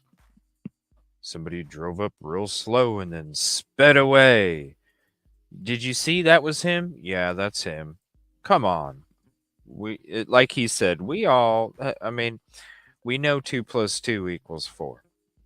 I suspect that it was, as he is the lead pastor of Solid Rocket Market Common. 2 + 2 = 4. He is doing lewd stuff with a woman out of state. 2 + 2 = 4. According to this report, videos, photos, comments. She's having issues with the guy on your screen right now, Pastor J.P. Miller. All right, let's go to the next doc. Keep in mind Micah's list, guys. Keep in mind Micah's list. All right. Here is an incident report from the 800 block of Howard Avenue. Again, Solid Rock is at 803. From the Myrtle Beach Police Department, this is on March 13th, 2024 at about 6:20 in the evening. Others involved: Miller, John Paul, 44. And I'm going to keep dropping this for you guys. You can go check out this stuff here at the website. Shout out Gavin Fish. Thank you again. And appreciate everything you're doing for the community and for bringing awareness to this case. Now, this is one that we know about, but this is the actual report, okay? Getting down to the narrative. Okay, on March 13th, 2024, a report was received over the telephone regarding an alleged false pretense swindle that took place at Solid Rock Ministries, 803 Howard Avenue, which is in the city limits of Myrtle Beach. The complainant relates that one of the employees of the church, the offender, was sent to collect donation for the church's 501c3 called Dare to Care mission. These funds were being collected specifically for a mission occurring in Jebrock, Kenya. The complainant states that Here we go. 2/14, remember this one, guys. This one we've known about, right? Here we on go. Valentine's Day of 2024, it was discovered that the employee had transferred donation funds from the church's Zelle and Cash App accounts to the employee's personal South State bank account. Right? Dang it. Oh, I'm really going to get her now. Let's accuse her of doing this, you guys. 2 days later, after popping her tires. The employee also collected cash donations, which were allegedly deposited directly into the employee's bank account. In total, the complainant reports that $1,199 was deposited by the employee into her personal account, and investigation will follow. You guys remember that it was alleged that MicaMiller had stolen $1,200 from the mission. Of course, these allegations were proven to... Remember, you need a financial crime a crime to be part of the divorce. So you win. Let's make it look like she's cheating.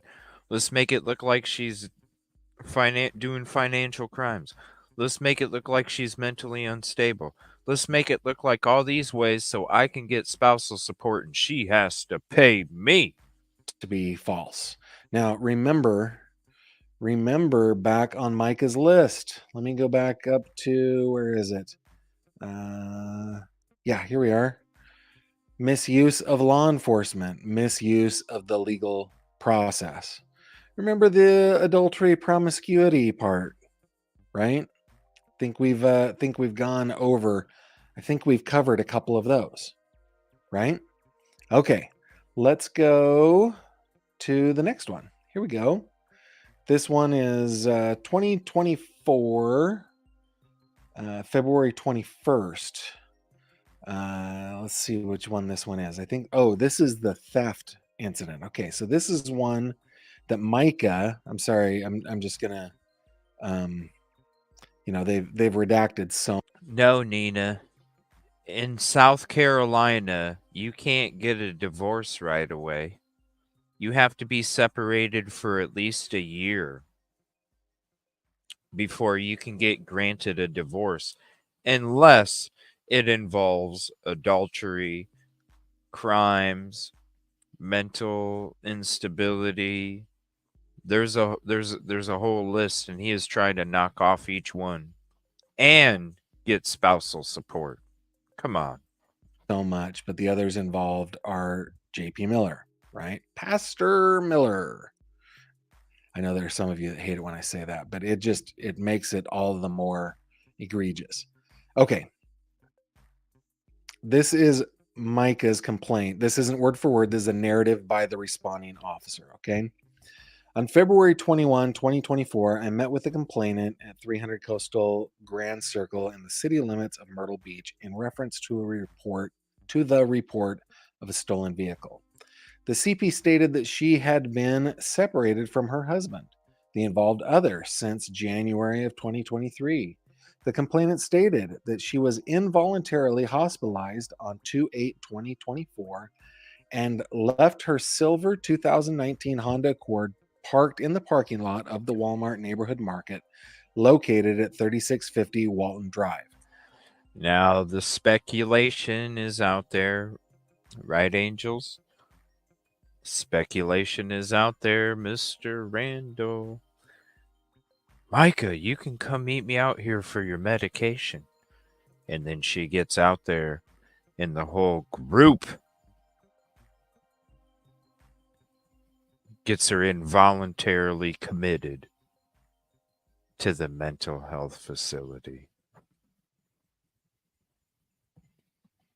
They all pat each other on the back.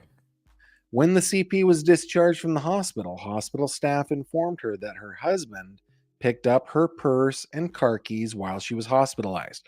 We also know, guys, it has been reported that he had her phone and he deleted some things from the phone and from her iCloud account that were her journals. This has been alleged by her lawyer, Ms. Ward.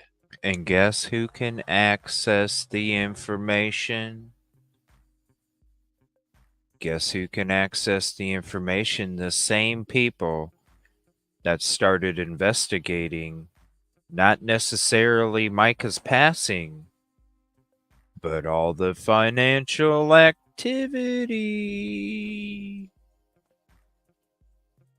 Oh, yeah.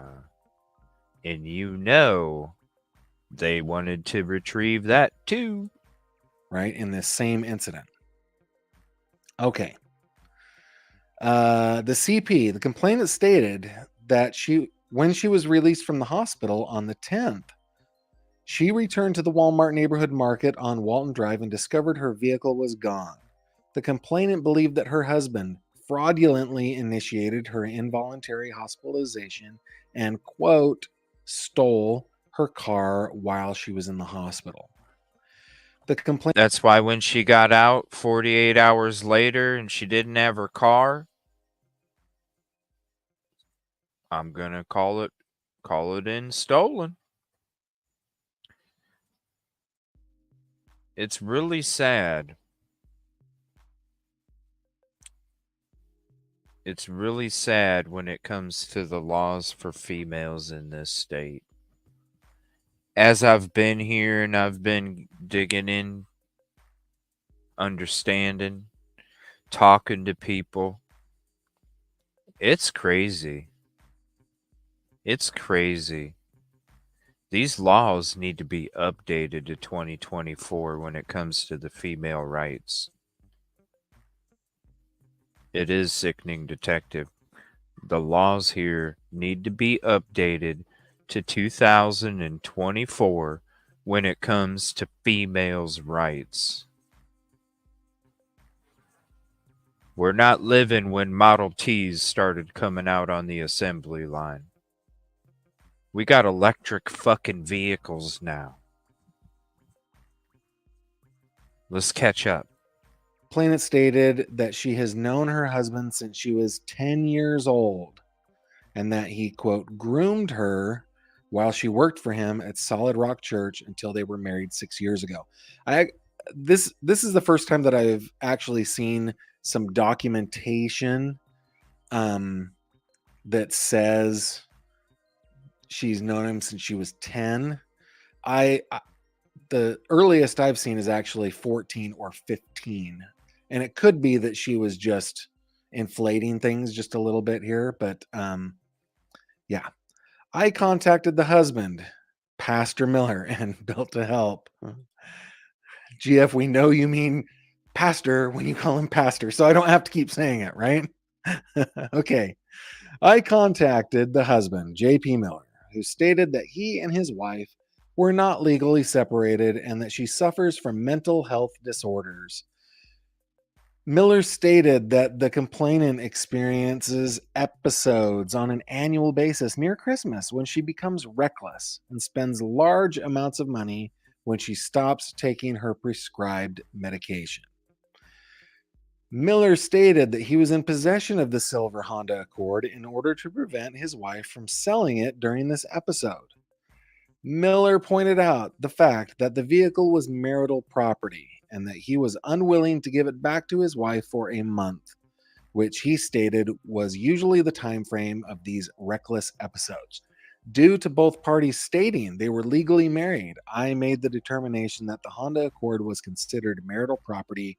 Therefore, I could not establish a criminal offense. I have nothing further at this time. Now, this is one. Isn't it crazy? This is exactly what I'm saying. This is exactly what I'm saying. You're separated. Your husband has you thrown into a freaking involuntarily, like, you come back out, he steals your damn car, he's using the car he stole from you to taunt you, and she can't even get no damn help because of these freaking laws, man.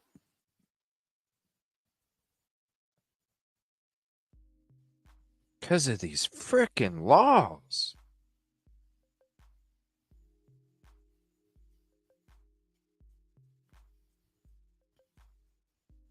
We have electric fucking vehicles. Guys, that really bothers me this, I mean, when we're talking about control over What's another up, D? person, What's this up, is Tracy? textbook, Right, right? Tracy? And if we go back over to Micah's list, right? Let me just go through here real quick. Depriving her of basic needs, taking over all aspects of her life, depriving her of support services. There was one like depriving her of the ability to travel, stuff like that, right? Preventing her from having transportation. This is an example of that. It's just absolutely, I was about to say mind-boggling, but I understand the position of the police officer.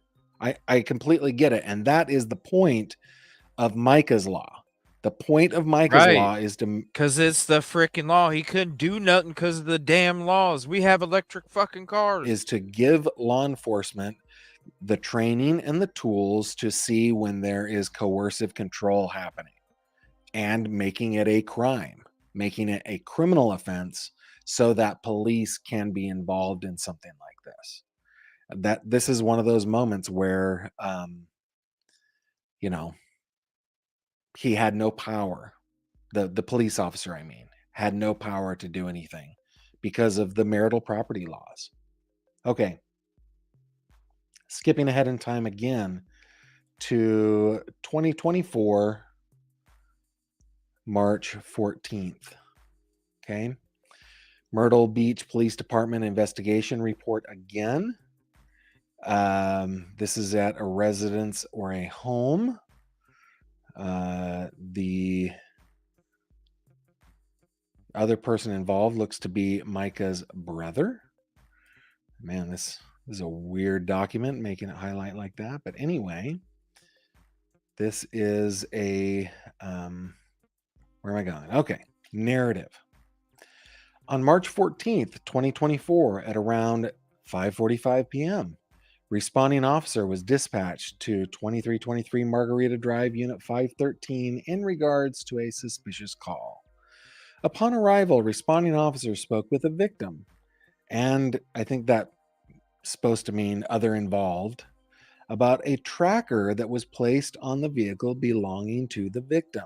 The vehicle was a blue in color sedan Volkswagen Jetta. Reportedly, a tracker was discovered underneath the back bumper in between the two wheel wells. The tracker was attached by magnets to the under chassis of the vehicle. Prior to arrival, the tracker was removed from the vehicle and tampered with by other involved. However, on the back bumper, there was a handprint that appeared to be male, and being that the victim and other involved were the only drivers and female, the handprint appeared to be out of place. However, there was another male on the scene, other involved number 2, who appeared to have smaller hands than the handprint that was on the back bumper of the vehicle. Victim nor other involved 1 are aware of when the tracker was placed, but was found at the victim's place of residence. Now, if I remember correctly, guys, and you're going to just have to forgive me that I can't remember all the details, but was that Volkswagen Jetta belonged to like her grandmother or something like that? Somebody help me out on this. That because Miller had taken away Micah's car, she had to borrow somebody else's car. I can't remember whose it was though. So somebody help me out. And again, if we get back over to Micah's list, let me find this one. Let's go over to the list together so that we. And I want to say shout out to him again. Here's the link for his website. I'm going to share this real quick. Gavin Fish. Shout out to Gavin. Tremendous job. Again, appreciate him very much. Also, here's the link to this video that we're watching right now. Go hit the like. Go sub if you're not subbed already. And leave a comment. And also, in the comment section, thank him for the website too. We can see it. I think it's up at the top. Yeah. Stalking tracking her whereabouts. This would be part of Micah's Law if Micah's Law were indeed turned into an actual law, if it was a law on the books. And I know that the family is working toward that and they want that to happen. By the way, I am seeing tons of comments. I probably should have let you guys know. If you want something for me to see, I use a little filter. I put GF in my filter. So if there is a comment that you would like me to see, please go ahead and put GF in the comments. Okay. All right. Back over to where were we? Got two more to go through. Okay, this is an investigation report from March 26th. Remember, Micah died a month later. Okay, Myrtle Beach Police Department. This is back at the Margarita Drive apartment complex. Other involved one is a guy named Tim Moore. Let's go down here. Okay, on 3/26 at approximately 10:33 a.m., PFC Minute, was dispatched to 2323 Margarita Drive in reference to a suspicious call. When arriving on scene, the complainant met with responding officer in her apartment 513. The complainant advised she had found a tracking device located on her vehicle on 3/24. Yeah, she was living with the godmother / roommate / friend. It was all of those, Betty. Godmother, roommate / friend. It was all, she was all of those in one.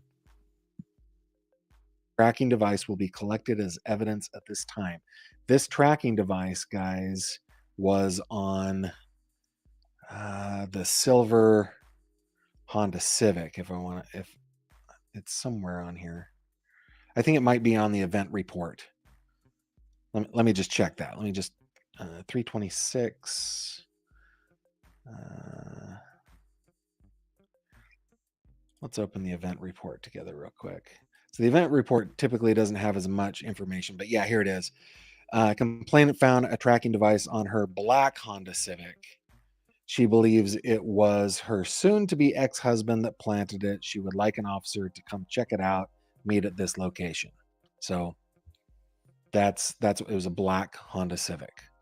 Again, Micah's list, stalking, tracking her whereabouts, right? Okay, last one I want to show you guys today is the City of Myrtle Beach event report. Again, Micah's apartment, 2323 Margarita Drive. This one, guys, this is from April 8th, 2024. Okay, Micah died on April 27th. And this is the now infamous, I guess, nude picture posted to Facebook by Pastor Miller. It is thank you, Built to Help. I deeply appreciate that super chat. So this is the report. Let's read it together.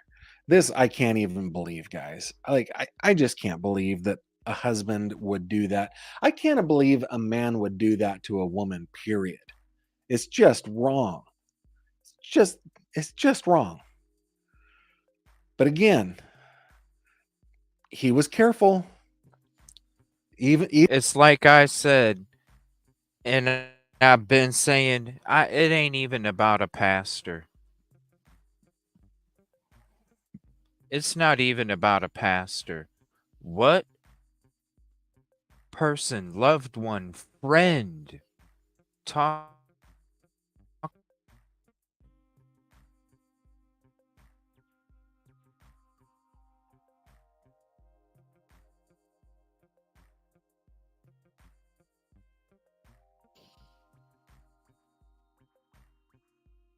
Can you guys hear me? What pastor, loved one, or friend talks about somebody else's mental health struggles in front of a whole group of people? Makes no sense. Who does it?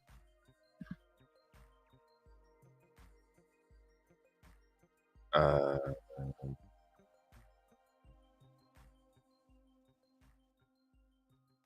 is this?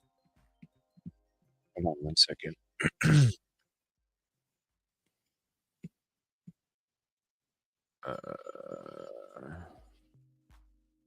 Can I click on that?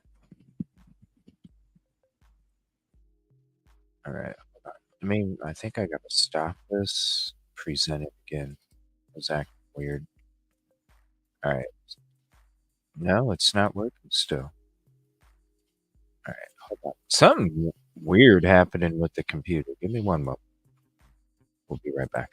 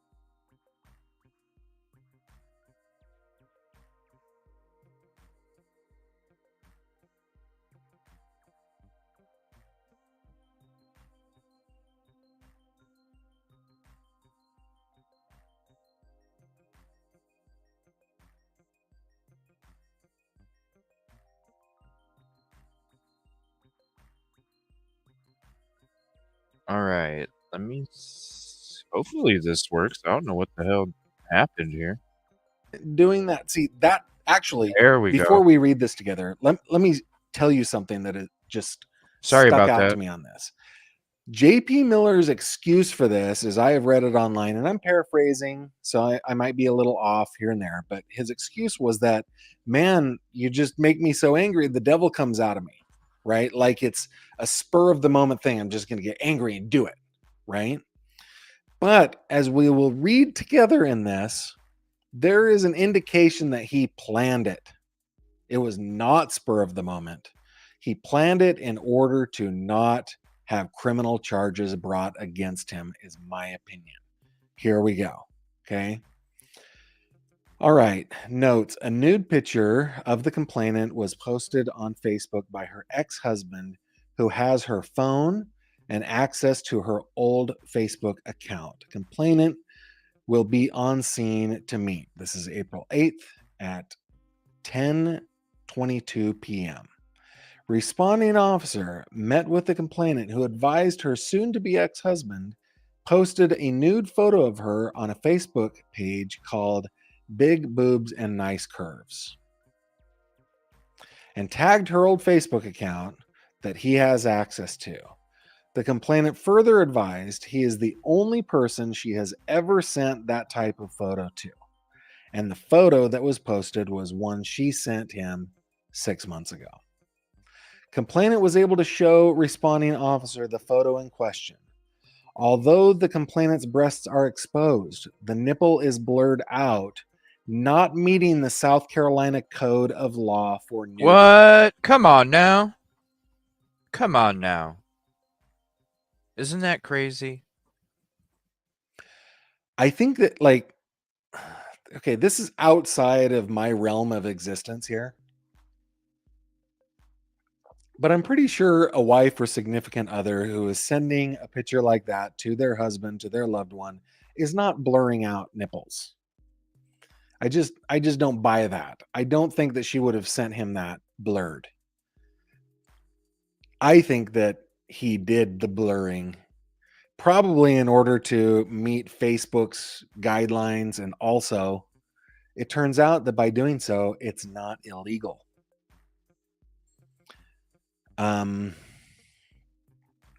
Let's see. Furthermore, the post of the complainant on the Big Boobs and Nice Curves was posted anonymously. The complainant was further advised that once a photo is sent, the person who the photo was sent to is now the owner of the photo, and there is no way to prove he was the one who actually posted the photo, which is false. There is a way to prove that. He admitted it. All you have to do is subpoena Facebook, and you would do that. There you go. I think this officer was like, well, this does not This meet is the code for right? nudity. Therefore, I can't do anything Isn't about it. this Let's go back to crazy? Micah's list, It shall goes we? back to the laws, man. The laws. I'm telling you, the laws for female. We're driving electric cars now. Come on, let's update them. Let's see. Model Ts ain't coming off the assembly line. Humiliating, degrading, and dehumanizing her certainly fits there, right? Let's see. Threats to reveal or publish private information. He did reveal private information. That was, emotional abuse. Definitely qualifies. Well, no, I don't know. Cyber technology abuse for sure. For sure. I feel too that's spiritually abusive for a person like Micah, who was deeply in love with God and had a relationship with Jesus. Right, that would be put out. That's really, really tough. So, guys, what am I saying here? There's more, by the way. There's more on the website. You can go to the website, and if you're a patron, you can read those. Liesel McGuire says, thank you for that super chat, Liesel. Gavin, thank you for your support of women. Yes, how could any man do this to any woman? I'm grateful for you. Thank you. Glad I'm not the only one who feels that way. Go to the website. If you're not a patron and you would like to see more of the documents, please consider patronage, and I would deeply appreciate that. But yeah, there's more. I think we will uncover more as I get more of this stuff in. Oh, hold on. There's more. Before I was about to sign off, guys. I was about to sign off. But these audio recordings, which you can go and listen to, you don't have to be a patron to go and listen to these audio recordings, okay? Go over to my website. We're going to listen to these together, though, okay? All right, and if you want to listen to those, here's the link. There's a lot of redactions and stuff like that, you guys. I'm not going to shoot your eardrums out, but there's the link. Definitely go show some support over there. We're going to skip ahead of the audio recordings, and we're going to go ahead and finish this one out, and then we're going to check out one more and discusses the evidence and the story of the fisherman. We're going to be getting into that in part 2 tomorrow night. Number 2, that's when he went into the apartment to get Micah's things. It's just, it's infuriating. Let's see what you guys are talking about. Mooney saying, yes, his good buddy Randall is second in command. Yeah, this was from the beginning of our stream, right? When we're talking about the pastor at Solid Rock. I'm pretty sure it was him. Bree says Gavin CJ's Crime Concepts has been boots on the ground on location. That's awesome. Colleen shout says out Gavin, Gothic. please stay on this case needs you and us. Heinous. Shout out Gothic. Let me see who that was. Shout out Gothic Brina. Appreciate that. Bree says Gavin CJ's Crime Concepts has been boots on the ground on location. That's awesome. Colleen says Gavin, please stay on this case needs you and us. Heinous man. Yeah, that's right. GF, godmother, aunt, roommate. 3 I've heard as owners of the car. Oh, okay. Yeah, that about the Jetta, right? His godmother, that's what, or her godmother, says Alma. Elena also says godmother, Diana, and roommate. That's right. Wasn't grandmother. Thank you, guys. Thank you. Melinda Miller, I can't imagine the police didn't see what was going on, and they do talk to one another certain cases. They are unable to do anything within the laws. That's why we need them. Yeah, we need Micah's Law. We just need Micah's Law. Brandy asks, Gavin, has his phone been looked at by law enforcement? To my knowledge, I don't know. I was going to say not to my knowledge, but I don't know one way or the other, Brandy.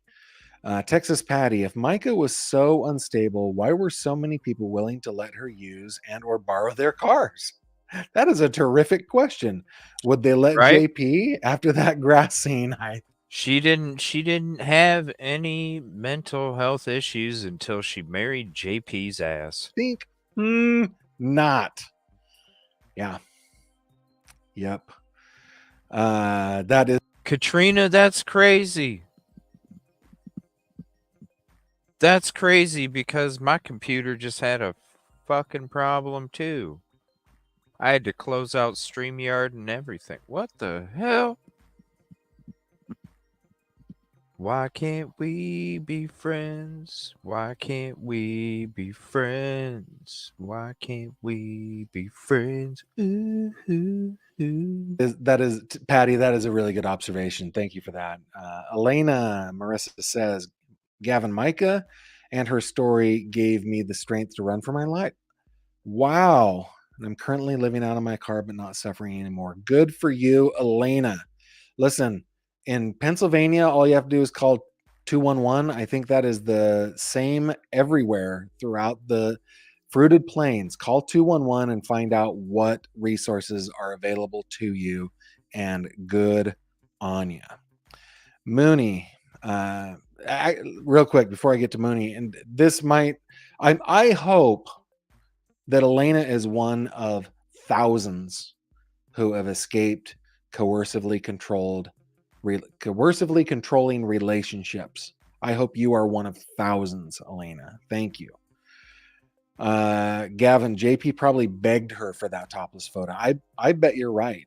I bet you're right. I mean, if we go back to Micah's list, there's a lot of stuff that JP begged her to do, and even guilted her into it, like using his position as a pastor to do, sexual things that he wanted and stuff like that. Yeah. Okay. Alma says, how do we know that she sent him that picture of herself? He had control of her phone at times. He had the picture for over 6 months. He could have sent the picture to himself from her phone. Yeah, that's possible. He had her phone. And, Micah had a breast augmentation. It would not be there are a lot of reasons why people take nude photos of themselves, but Micah had a breast augmentation. She probably had photos of herself as she was healing and stuff like that. Yeah, it's very possible that he just went through her phone and got the photo. Yeah. No, he probably begged her ass to do it like he begged her ass to do everything else and used religion and you're supposed to honor your husband and do whatever he wants, remember? I mean, hell, you saw some of the sermons. They're supposed to be subservient. It's disgusting. We went a little long, so we were gonna be talking about the fisherman stuff tomorrow night anyway in our part 2. So we're just gonna go ahead and check out that video that I was talking about with the fisherman stuff. We'll just go ahead and check that out tomorrow. Couple things I did want to share real quick. Now, when it comes to my community post, and let me go back to it. So when it comes to my community post right here about, here, let me go ahead and show this full screen.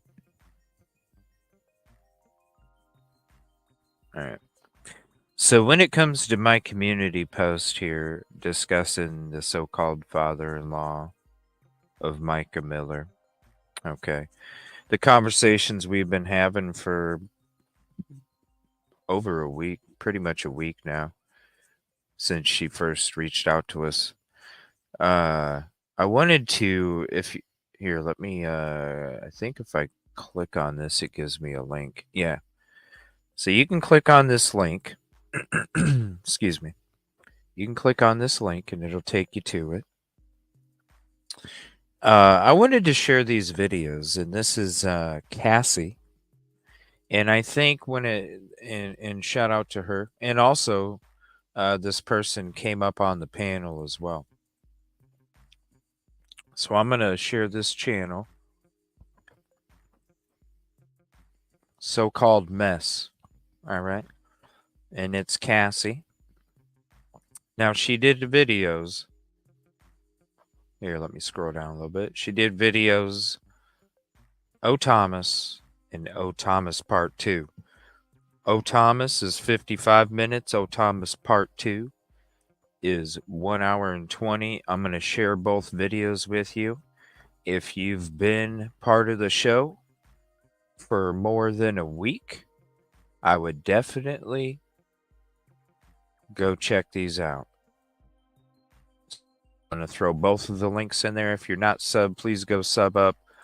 I'd like to have her on the show as well. She's only got 182 subs. Go show her some love, all right? And tell her thank you from CJ's community, all right? Definitely go check out Part 1, Part 2. The Angels have already checked it out. I'm telling you guys, just they can be triggering, okay? But they need shared, and she needs some love for doing everything she's doing too. I'd like to have her on the show as well. Agatha May, let's get her on the show. Let's get Cassie on the show. Let's get linked up with Gavin Fish. Shout out to one of his mods. They were trying to get us linked up. So let's do this. I want to say thank you all for hanging out tonight. Appreciate you. Thank you for your patience as we're out here on location doing work. Like I said, we're not always going to be live. Couple reasons: we don't want our shit tracked, and we have to have these conversations with the people in the background because it's about helping the community, the family, Micah, and everybody who supports this. So I want to say thank you. We'll see you back here for Part 2 tomorrow night. And I might hop on tomorrow. We'll see how the heat goes.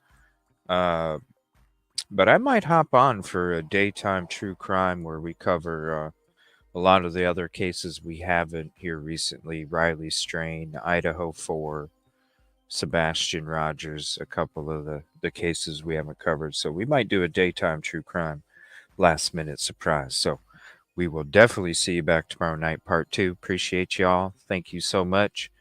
And I hope you all have a peaceful and positive evening. Please hit the like if you haven't yet. And if you're just checking out the show, whether it's on replay or live, please consider doing so. We'll see you tomorrow. Thank y'all.